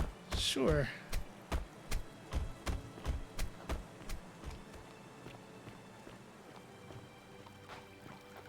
Okay, so it's got to be the case that Karen is still waiting for us where she was, right? She's definitely got some explaining to do. Because, like, how was it that it was decided that she would bring someone back from the future? Yeah, I'm very curious. You're back. But you're alone. Does that mean you didn't find Al? It remains the case that her model is by a huge margin the worst one in the game. I don't know. Maybe it's intentional. Maybe it's you're supposed to be like, she doesn't, she's wearing an Edgar suit. She's not used to operating a human face.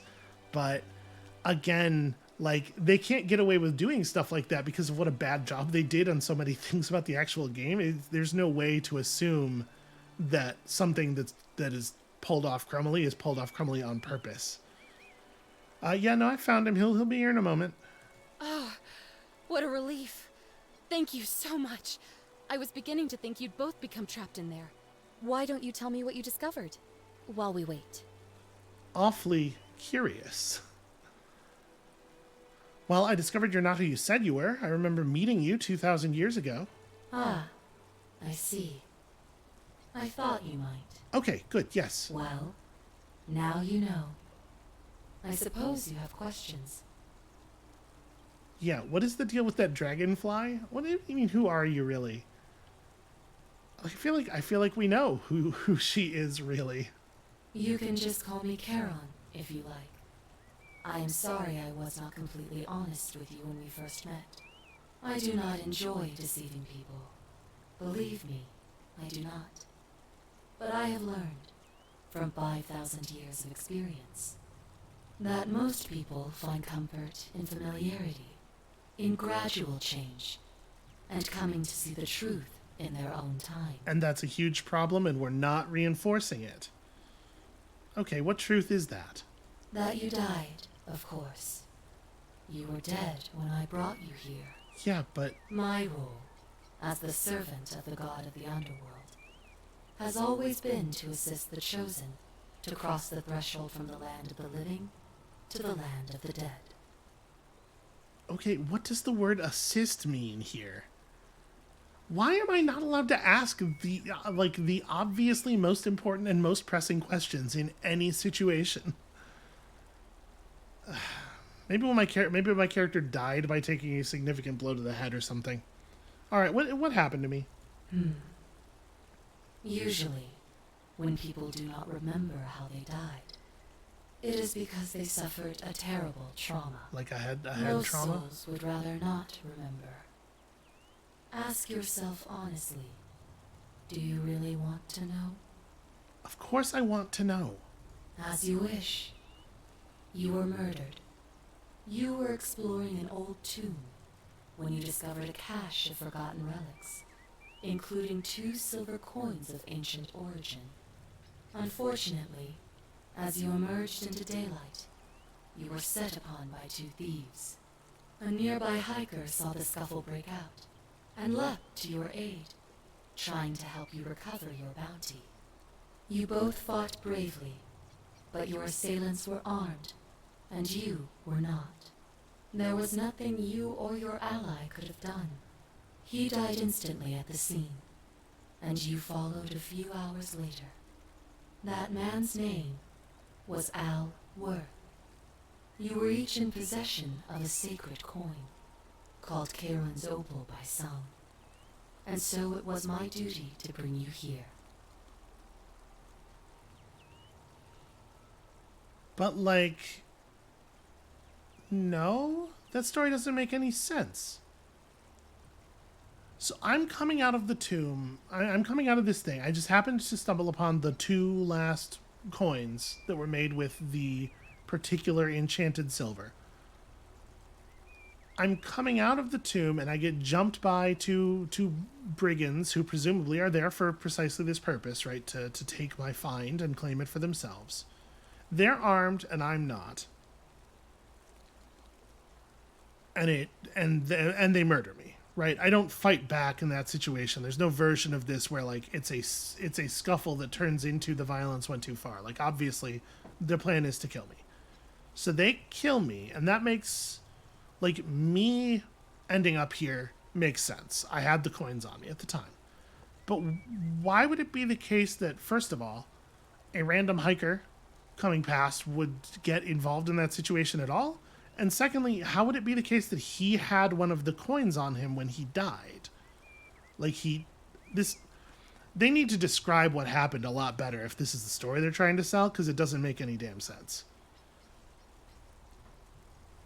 So Pluto said the coins Al and I had were the last in existence. What does that mean for you? Also, what does it mean for you to have brought me here? And none of this explains how I fell back in time. It means I am now bereft of purpose. There is nobody else to ferry here. Nobody to keep you company. After 5,000 years, the Underworld has finally run its course. Okay, why am I not allowed to ask her where we are? Like where is the Underworld? Where is this beach in reference to everywhere else? Because she told us we were on the banks of the Tiber, I think. But like, no, we're not. That was a lie that she was telling us while she was deceiving us. I need to know how this system works. So, okay, so what's so special about these coins? Seems like an odd question, but I guess let's ask. Perhaps you have heard the tales of the Greeks and Romans bearing their Maybe dead this is here for in coin case you amounts didn't get this to information pay the from ferryman the other for guy. passage across the river. Well, those stories contained a seed of truth, but not any coin would do. A long time ago, my master created 1,000 silver coins and had me distribute them across the world. Except My orders not were across the simple. world. Whenever a person died in possession of a coin, I was to locate them and ferry them here. Okay, Pluto mentioned that my coin was the last in existence. What is that? Ask about the important stuff. What does that mean for you? It means I am now bereft of purpose. Oh, gee, I feel like I've heard that somewhere There is before. nobody else to ferry. Okay, they created a circular dialogue here that has her repeating lines, which is not great work. Can you return us to the land of the living? Also, what would it mean for you to do so? I see no point in keeping you here. But I have to ask one thing. That you keep this to yourself. Look! Here comes Al now. Al! It's so good to see you.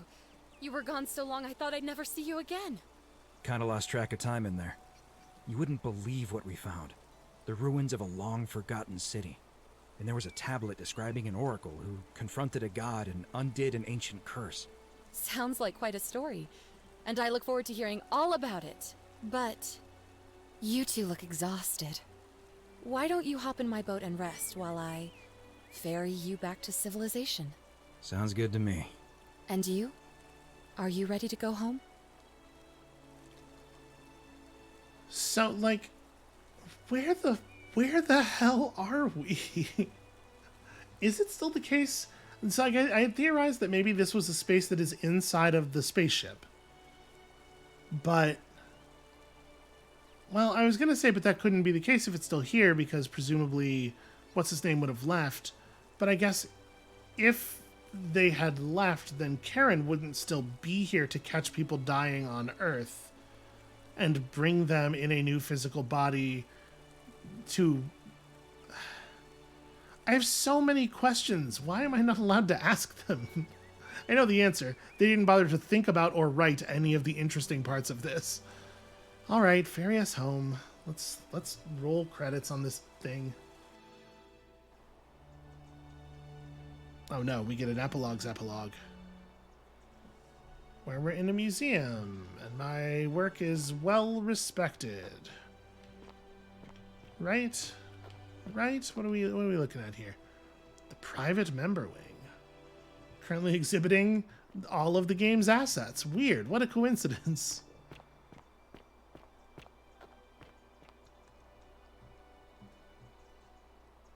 Hey, you made it. It's great to see you again. What are we, pals? I read your book, and what the critics said about it. I guess they weren't ready for your theories about the Underworld. Anyway, after everything you've been through, I thought you might appreciate some good news. That's actually interesting. So after we got back to the real world, I started doing some research into the people mentioned in Galerius' tablet, and I found something strange. I'm sorry I've been so cryptic. I've been dying to tell you. I just really wanted you to see this for yourself. Why don't you head on down there? I'll catch up with you at the other end. The people mentioned in Galerius' tablet. How big was this tablet? Is it supposed to have contained the entire story that we went through? Because, like, I'm just saying, that'd be a mighty large tablet. I don't know how to make sense of this. Why are there what looks like play buttons at the bottom of this? Okay, whatever. But the thing I was laughing about there is, so the critics panned my book because it must have seemed to them like just a boring restatement of some extremely established tropes. But that's actually kind of a funny idea. What would you do if something wild and unbelievable happened to you, but it just so happened to conform to some extremely trite forms of fiction from your time? Like, how would you tell people about it without them thinking that you are just telling them a very unimaginative story? That's a pretty good premise for a thing. So what are we looking at? Some stuff. Oh. You're finally here. Remember me? I guess when they kicked them out of the Forgotten City, they brought them to my time? Why would they do that? Either that or they've been made immortal. Maybe the new bodies don't get old or like age or decay or anything. So maybe he's just lived the intervening 2,000 years. It's a crazy story. After you disappeared, Karen appeared and told us she was returning us to the world. Even gave us some coins to help us start our lives over. Only, for some reason, she returned us to your world instead of ours.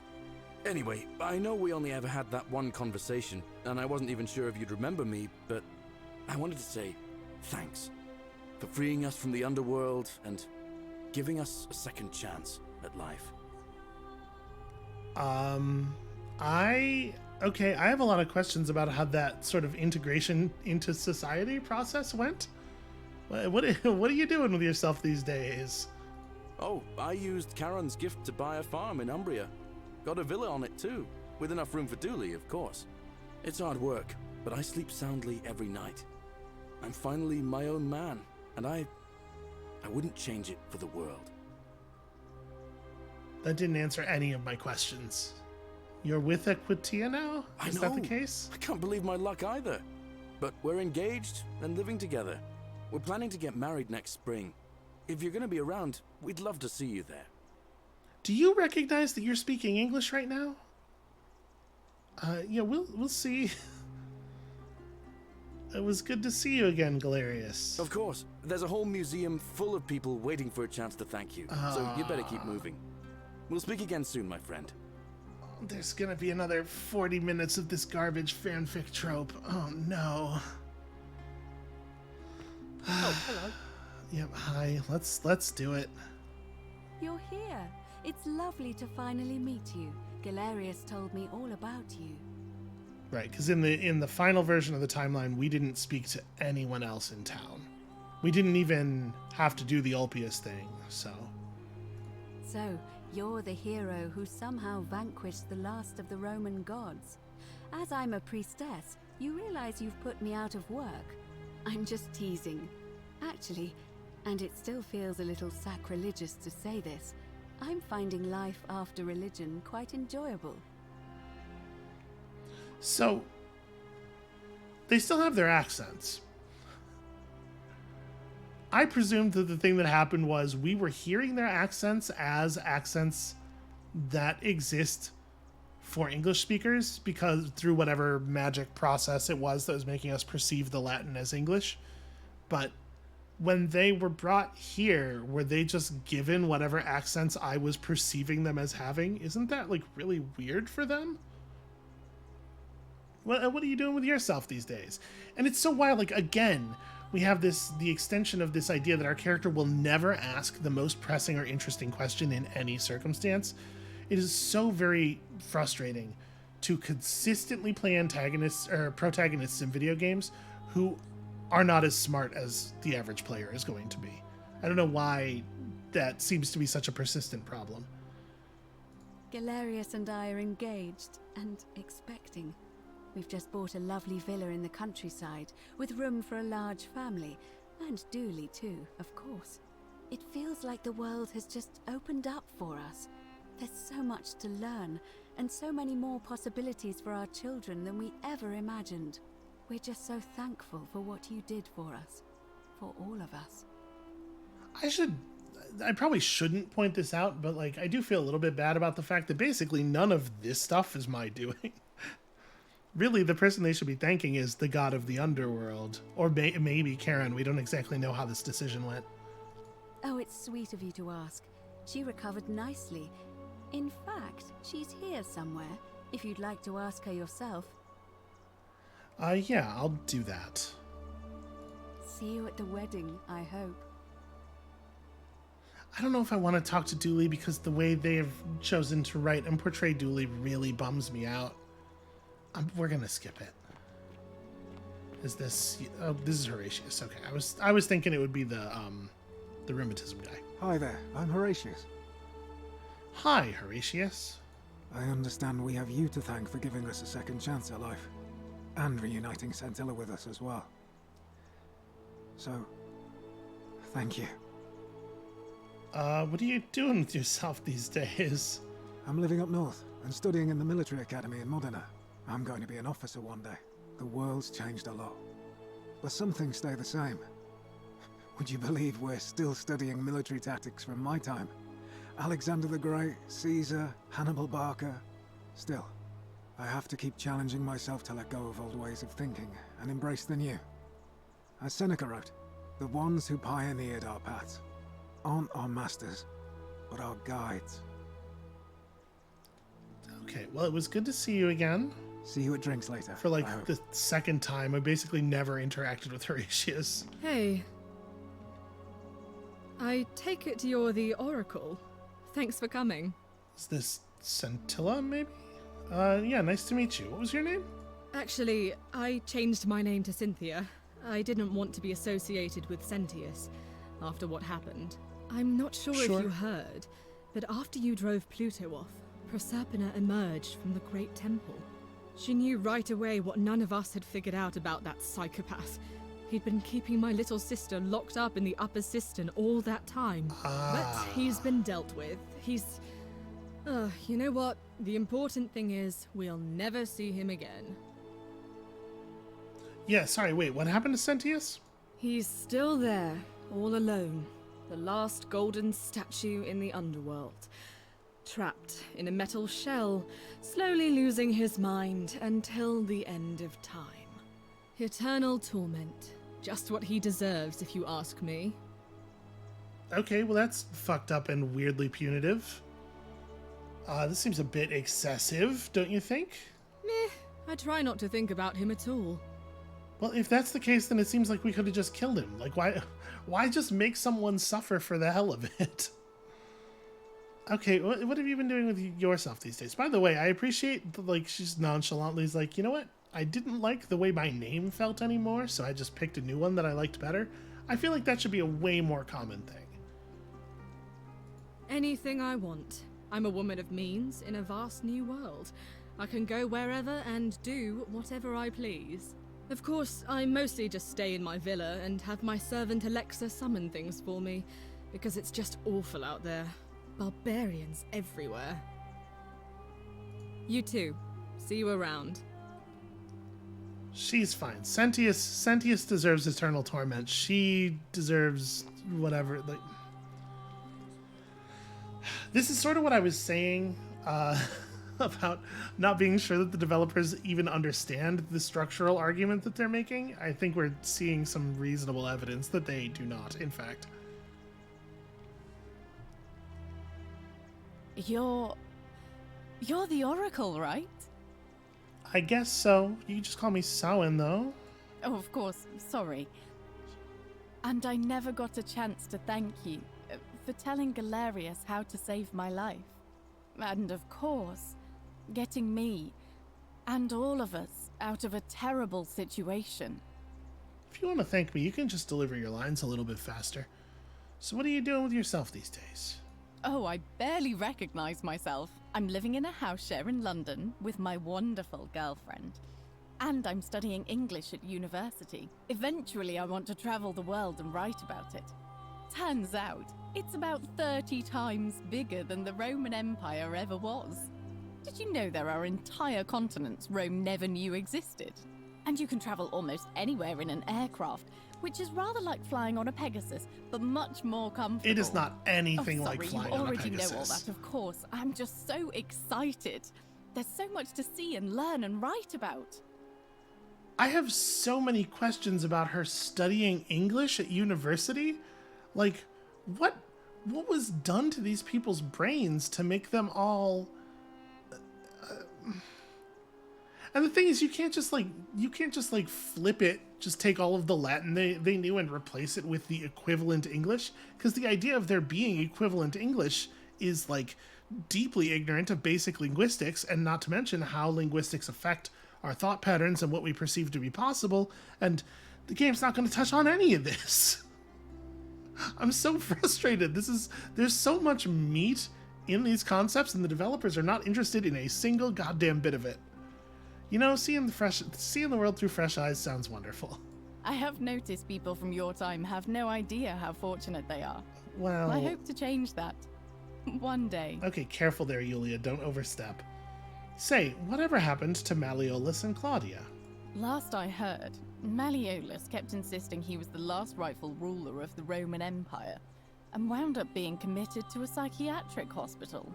As for Claudia, she was always so viciously unhappy. Someone said she'd blown all her money on wine, trying to drink herself back to the Underworld. After the horrific way they treated Ulpius and me, I can't help feeling a sense of... what's that German word? Schadenfreude? And both of our options are like, good, I am happy when suffering occurs as long as it occurs to people I don't like. Like, I wouldn't want anybody. I would not, the person I hate most in the world would not wish them to the kind of lifetime of psychiatric quote-unquote care that Malleolus is going to receive. But we don't have any options here, so I think you're allowed to feel that way as the most moderated version of this thing. Thank you. You're very kind. What about Aurelia? Ugh, someone told me she was boasting about getting her claws into some rich prince, and how she was going to be living the high life from now on. Even in your time, life still isn't fair. Apparently, he'd proposed before they'd even met. And last I heard, she'd bought herself a first-class one-way ticket to join him in some exotic place called... what was it? Nigeria? Some people have all the luck. I get it. I get the implication. As the Oracle, I foresee terrible disappointment in her future. Really? Huh. I feel better already. Thank you. All right, well, it was good to see you again. You too. If you're ever in London, let me know. We can go to bars and drink wine and listen to the stories of the 9 million people who live there. Yep, thanks for You're the offer. welcome. That's me politely saying that's definitely not going to happen.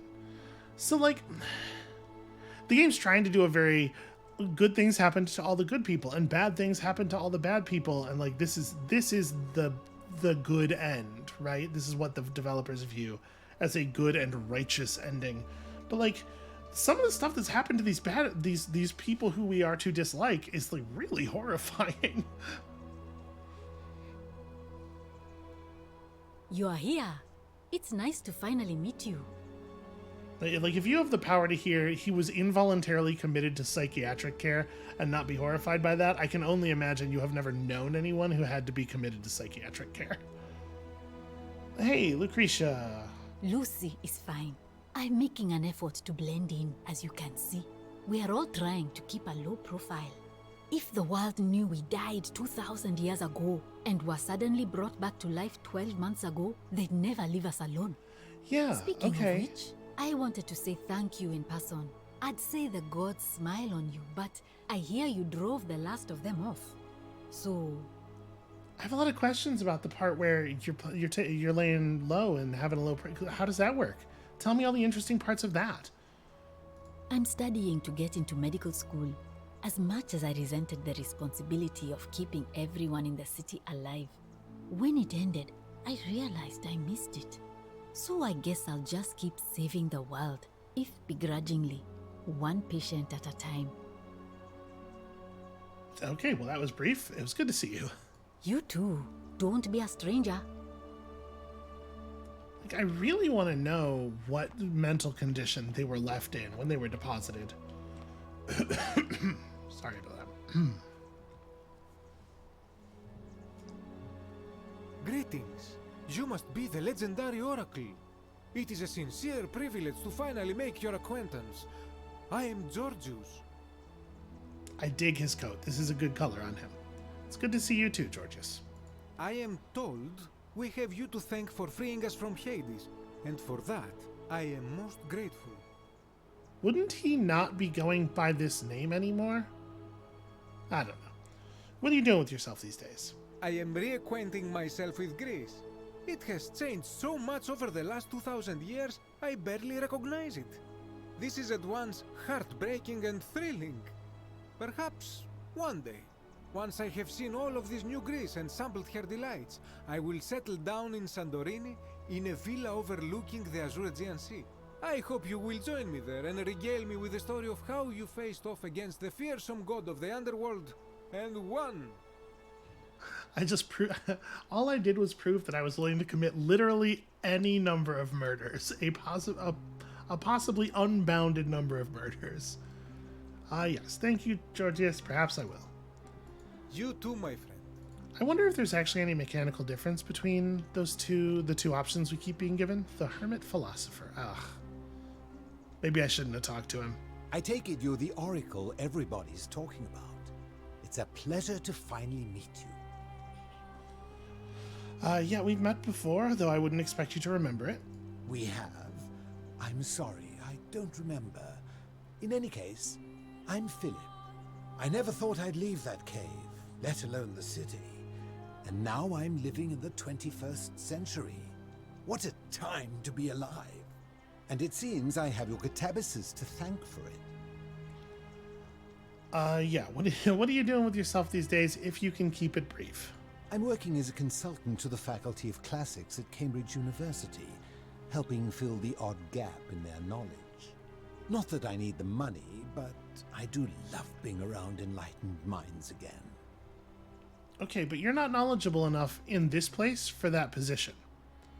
Also, there's very much a thing going on here where, like, the accents they have been given sort of, like, correspond to broad character types, right? He has a very, like, upper-class educated sounding accent. My sincere thanks once again. And again, I just have so many questions about the way the accents and everything. Okay. Fabia, what's up? You're museum, is it the not? one Yeah, we've thank been you, waiting Georgius. for. I'm Fabia. Nobody taught you how to do your hair, huh? I wanted to say thanks for sending Galerius to save my life. I don't know how you knew, but I would have been crushed by that shrine for sure. I forgot how much I hate this part. Yeah, you're welcome. I'm just so happy to be here with you and everyone together again, even if it's just for one more night. So what are you doing with yourself these days? Well, it's not like I have to work with all the silver Charon gave me, so I just do what makes me happy. Mostly that means baking for my friends and looking at memes while binging TV shows in yoga pants. What a time to be alive. And let me guess, your favorite is the Flintstones. Well, I'm glad you're happy. Thank you. I really am. Alright, it was good to see you. You too. Gosh, there were a lot of characters in this game, huh? Oh, hello. It's lovely to meet you. I've heard so much about you. It's nice to see you too. I'm thankful that you're here. I was sure the person who drove off the last pagan god would have more important things to do than visit the likes of us. But thank you for coming and for saving our lives. What you did was extraordinary, and I'll never forget it. I'm just now realizing, and I'm a little embarrassed that it didn't occur to me earlier, what do you reckon the game's position is on the Christian God, given that we've been told explicitly that all of the gods of ancient Sumeria and Egypt, Egypt and Rome and Greece were definitely not gods. They were crazy space aliens who came here. Like, do you think they're just going to dance around it? Are they going to mention the thing while we're talking to the Christians here? Because I'm actually pretty curious. What are you doing with yourself these days? I'm living in Rome again, in a charming little flat by the Tiber. Not far from my old place. Oh, and I'm training to be a crisis counselor. After you sent Galerius to persuade Ulpius not to take his own life, I was inspired. I just want to spend the rest of my life helping people, like you helped him. Not like Galerius helped Ulpius, but like I helped Galerius. Nice. Thank you. Okay. And you. Yeah, weird fake dialogue choices. Good evening. Greetings. I feel like Livia looks quite different. Thank you for your kind words and for liberating us all. In all the time I was in the Underworld, I never once imagined that I might end up in a place so much like Elysium. How do you think the idea of Elysium... Because, like, would they have had reason to tell the... Okay. Hello there. I'm not going to worry about it. What are you doing with yourself these days? I'm recovering. Octavia was kind enough to let me stay with her for a while. At least until I'm well enough to be independent again. Okay, so we're at least paying lip service to the idea that it wouldn't be, like, just flipping a switch, even though we saw objectively that it was like flipping a switch and that she recovered instantly. And you. Farewell, friend. They're trying a little bit at least, which is good. Some soiree, innit? Ah, hello at last. You must be the oracle I've heard so much about. I'm Dacius. Yes, hi.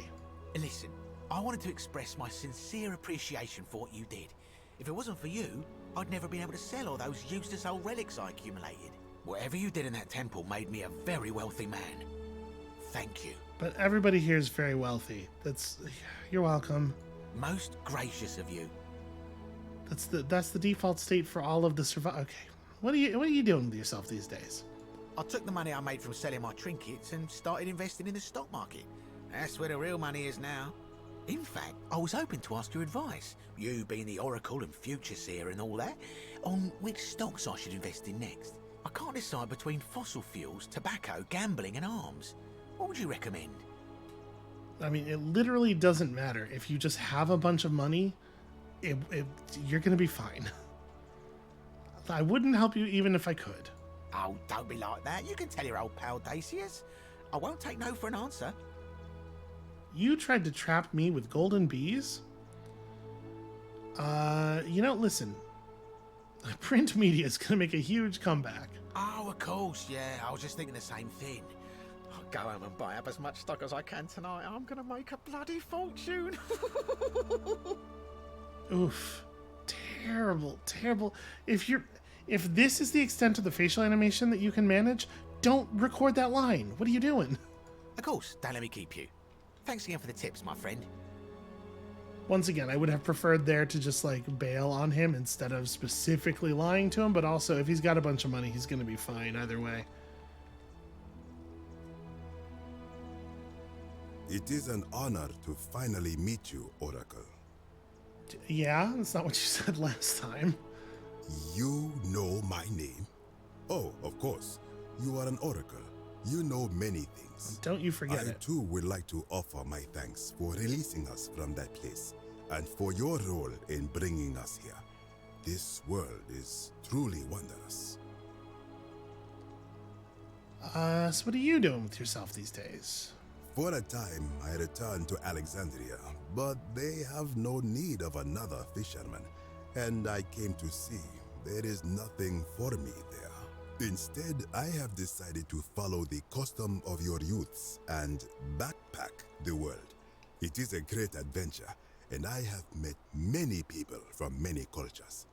I spent the first 25 years of my life avoiding the 42 sins that would deny me access to the afterlife. Now, I think it is time I had some fun. Yeah, well, good luck with that. Thank you. Thank you, Oracle. And we are fully just not going to touch on whether... the idea of an afterlife in Christianity must emerge from ideas of the afterlife that turn out to be based on the fact that there was an alien spaceship that sometimes people would get sent to in a very confusing way. So... if the game doesn't say something explicit, its position almost must be that the idea of a Christian afterlife is also not true. It's also false. Hello there. A stranger. Just some person. You must be Scintilla. Okay, I've decided that it's you. Oh, I go by Gabriella now. I didn't want to be reminded of that monster every time I heard my own name. Yeah, there's a lot of that going around. We know which monster. You didn't hear? My adoptive father, Sentius, locked me up in the upper cistern to stop me from escaping. After you drove Pluto off, Proserpina came and released me, and that monster got what was coming to him. Yeah, I'm sorry, I had no idea. Don't worry, nobody did. So what are you doing with yourself these days? Let's just quickly change the subject. I'm living with Ulpius on a little vineyard in Umbria. It's even more wonderful than I dreamed it would be. I'm so grateful to you for making sure he's still with us. If you're ever passing through the region, I hope you'll come and visit us. You can try some of our very own wine. Yeah, thanks. I have no idea You too. what real estate prices are like on any of the property that has been mentioned here in this ending, but it seems like it must have been an awful lot of silver they were given. It's nice to finally put a face to the name. I'm Ulpius. I understand I have you to thank for sending Galerius to save my life. The way you just showed up out of the blue and stopped me from making a terrible mistake, I'll be forever in your debt. Well, if you have some of that silver lying around still, so what are you doing with yourself these days? I'm living with Gabriella in Umbria. We finally bought the little vineyard we always dreamed of. It'll be a little while before we know what we're doing, but every day I look at her and this extraordinary new world with all its beauty, and I think, what if I'd given up hope and missed out on all of this? So we're living each day to the fullest. And we end them all the same way, sitting together on our terrace with a glass of our wine, which the locals say is almost drinkable now, and watching the sunset over the rolling hillside. And I couldn't be happier. Okay, well, good for you. It really is. You too. I hate to be like, grr, happy endings, but man, this is... Y'all are... It's exactly the same pose. Hello. Are you best Nice friends to meet now? you. It's good to see you too, Rufius. I go by Rufus now. New start, new name. Well, almost. Oh, and thanks, by the way, for what you did. Sorry, I'm no good with the mushy stuff. Well, what are you doing with yourself these days? I live with Virgil in Rotterdam, not far from where he grew up. It's very modern. Destroyed in the war, and it rebuilt itself. Good place for a fresh start. Haven't decided what I'm going to do with my life yet. One adjustment at a time. Okay. You too. Look us up next time you're in the Netherlands. We're grateful.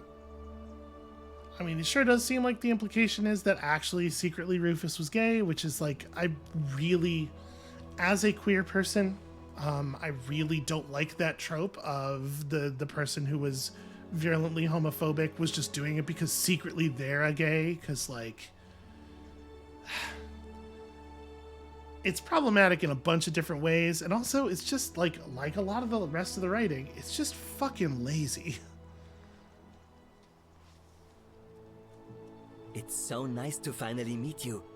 I've heard so much about you.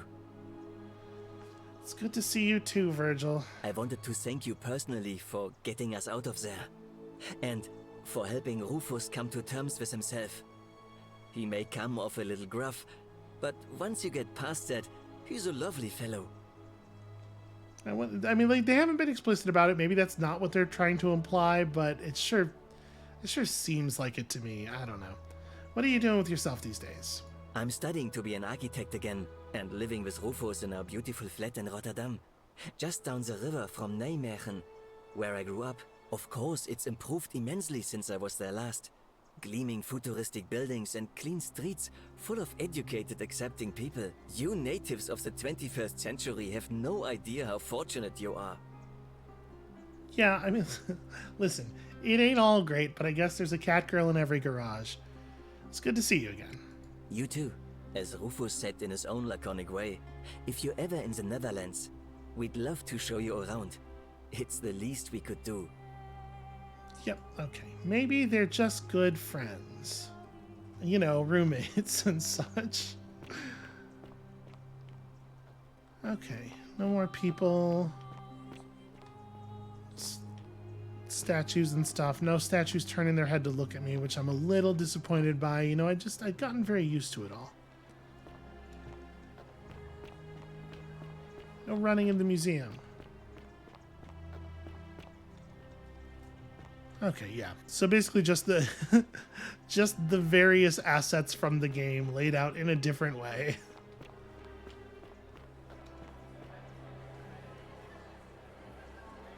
There you are.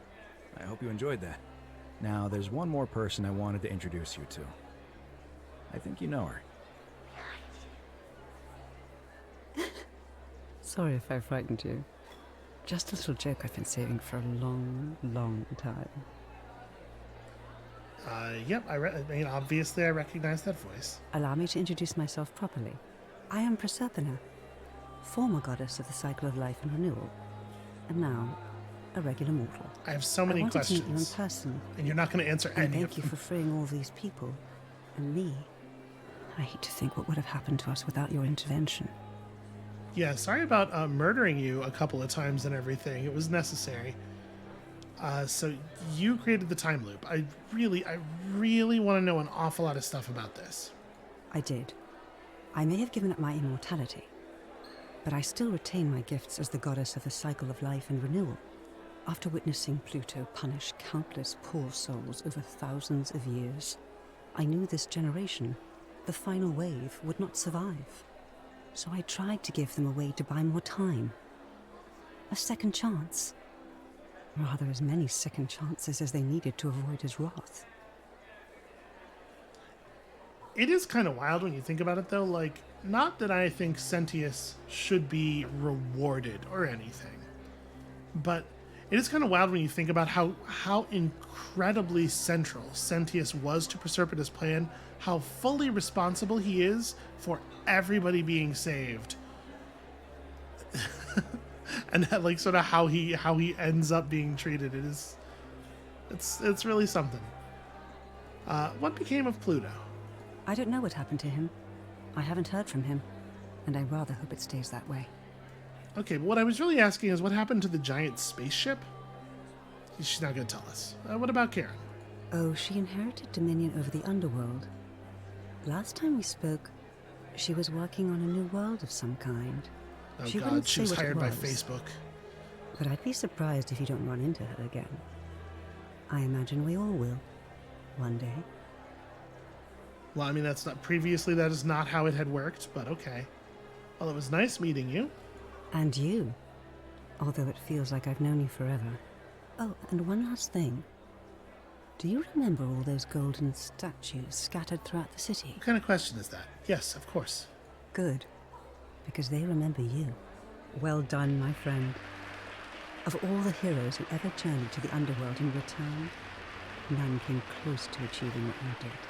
Hercules, Orpheus, Theseus, and Aeneas would be proud. I just got an achievement titled The Canon Ending. That's interesting. I wonder what... I'm sort of curious what the other endings are, but, like, I can't imagine... They must all be different versions of a bad ending, right? Because, like, this was the only way to actually resolve the core tension. I don't know. I might go look them up out of curiosity. I certainly am not going to be playing the game any further. So yeah, that was a very long sort of just like rolling around in it kind of ending. It's very like, again, it feels very fanfic tropey to me. And I know people use the word fanfic as a pejorative a lot, and I don't necessarily mean it to come across that way, but like, hopefully you know what I mean. This is another one of those things where like trying to talk about this extemporaneously is going to have me just saying a bunch of stuff that is close to what I mean, but is not what I mean. I don't think I'm familiar with any of the voices here. I would be surprised, but again, I do want to say that I feel like the voice cast did a good job. Like pretty uniformly. No, maybe not entirely uniformly. And the assassin was not awesome. And like Rufius' stuff and Dooley's stuff was bad and hard to listen to, but it was mostly bad and hard to listen to because of what they were being made to say, way more than you know, the way they were performing it. Except for, to some extent, Dooley's thing where he said everything at 50% speed. That's probably a choice that was made by the actor that could perhaps have gone a different way. But I reckon this is going to be a pretty short credit sequence. We will just go ahead and watch it all. Ordinarily, this is sort of like the credits are where I sort of unpack my thoughts and start the process of saying something conclusive. But I think like at this point, y'all know. I feel like we were already pretty conclusive about it. It's an ending that is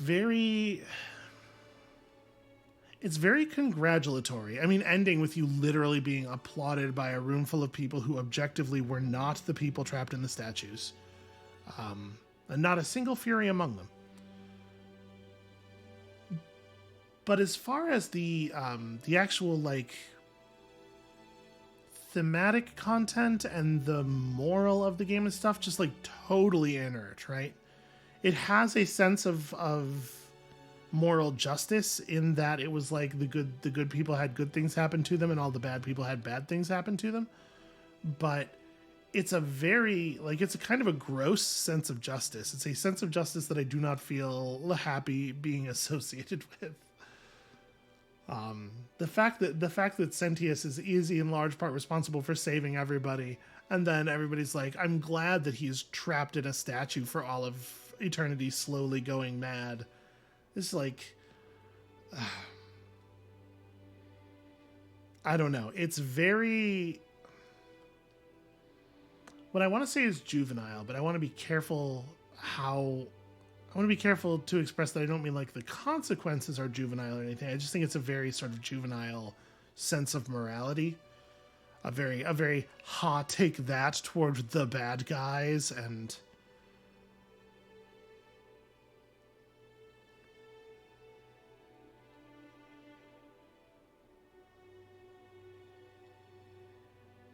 I am a little surprised how long this is going on. This is like for a game where they actually pop up a box at the beginning telling you it was just 3 people.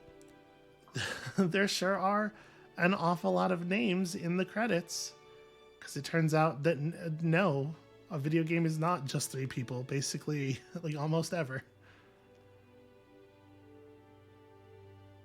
But yeah, this was the Forgotten City. Again, it is a thing that I have seen on people's Game of the Year lists, and is a thing I had not heard anybody speak of it in any way other than very positively prior to this. And as such, I'm just surprised.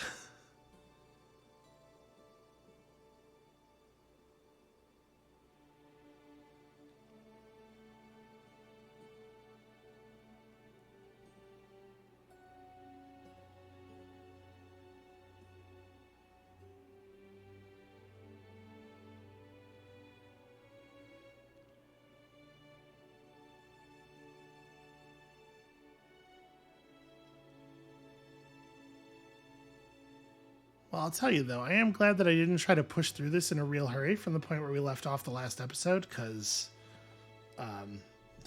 it turns out there was some left to go. We'd love to make even better games in the future, and you can help out by recommending The Forgotten City to a friend or writing a review. Oh, I don't think you want me doing that. Okay, are we good? Is it over? I just want to make sure that we've sort of caught it all. Okay. There we go. We have indeed. So that is going to be it for us for this game and this series. Thank you all so much for watching.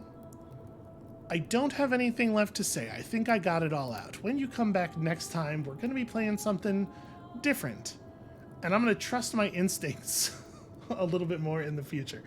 I hope that I didn't come across as like too... I do not enjoy the work of people who are just like relentlessly shitty about a thing they're playing, and I hope this wasn't an unpleasant experience for anyone. Anyway, we come back next time, different stuff, and we'll see you then.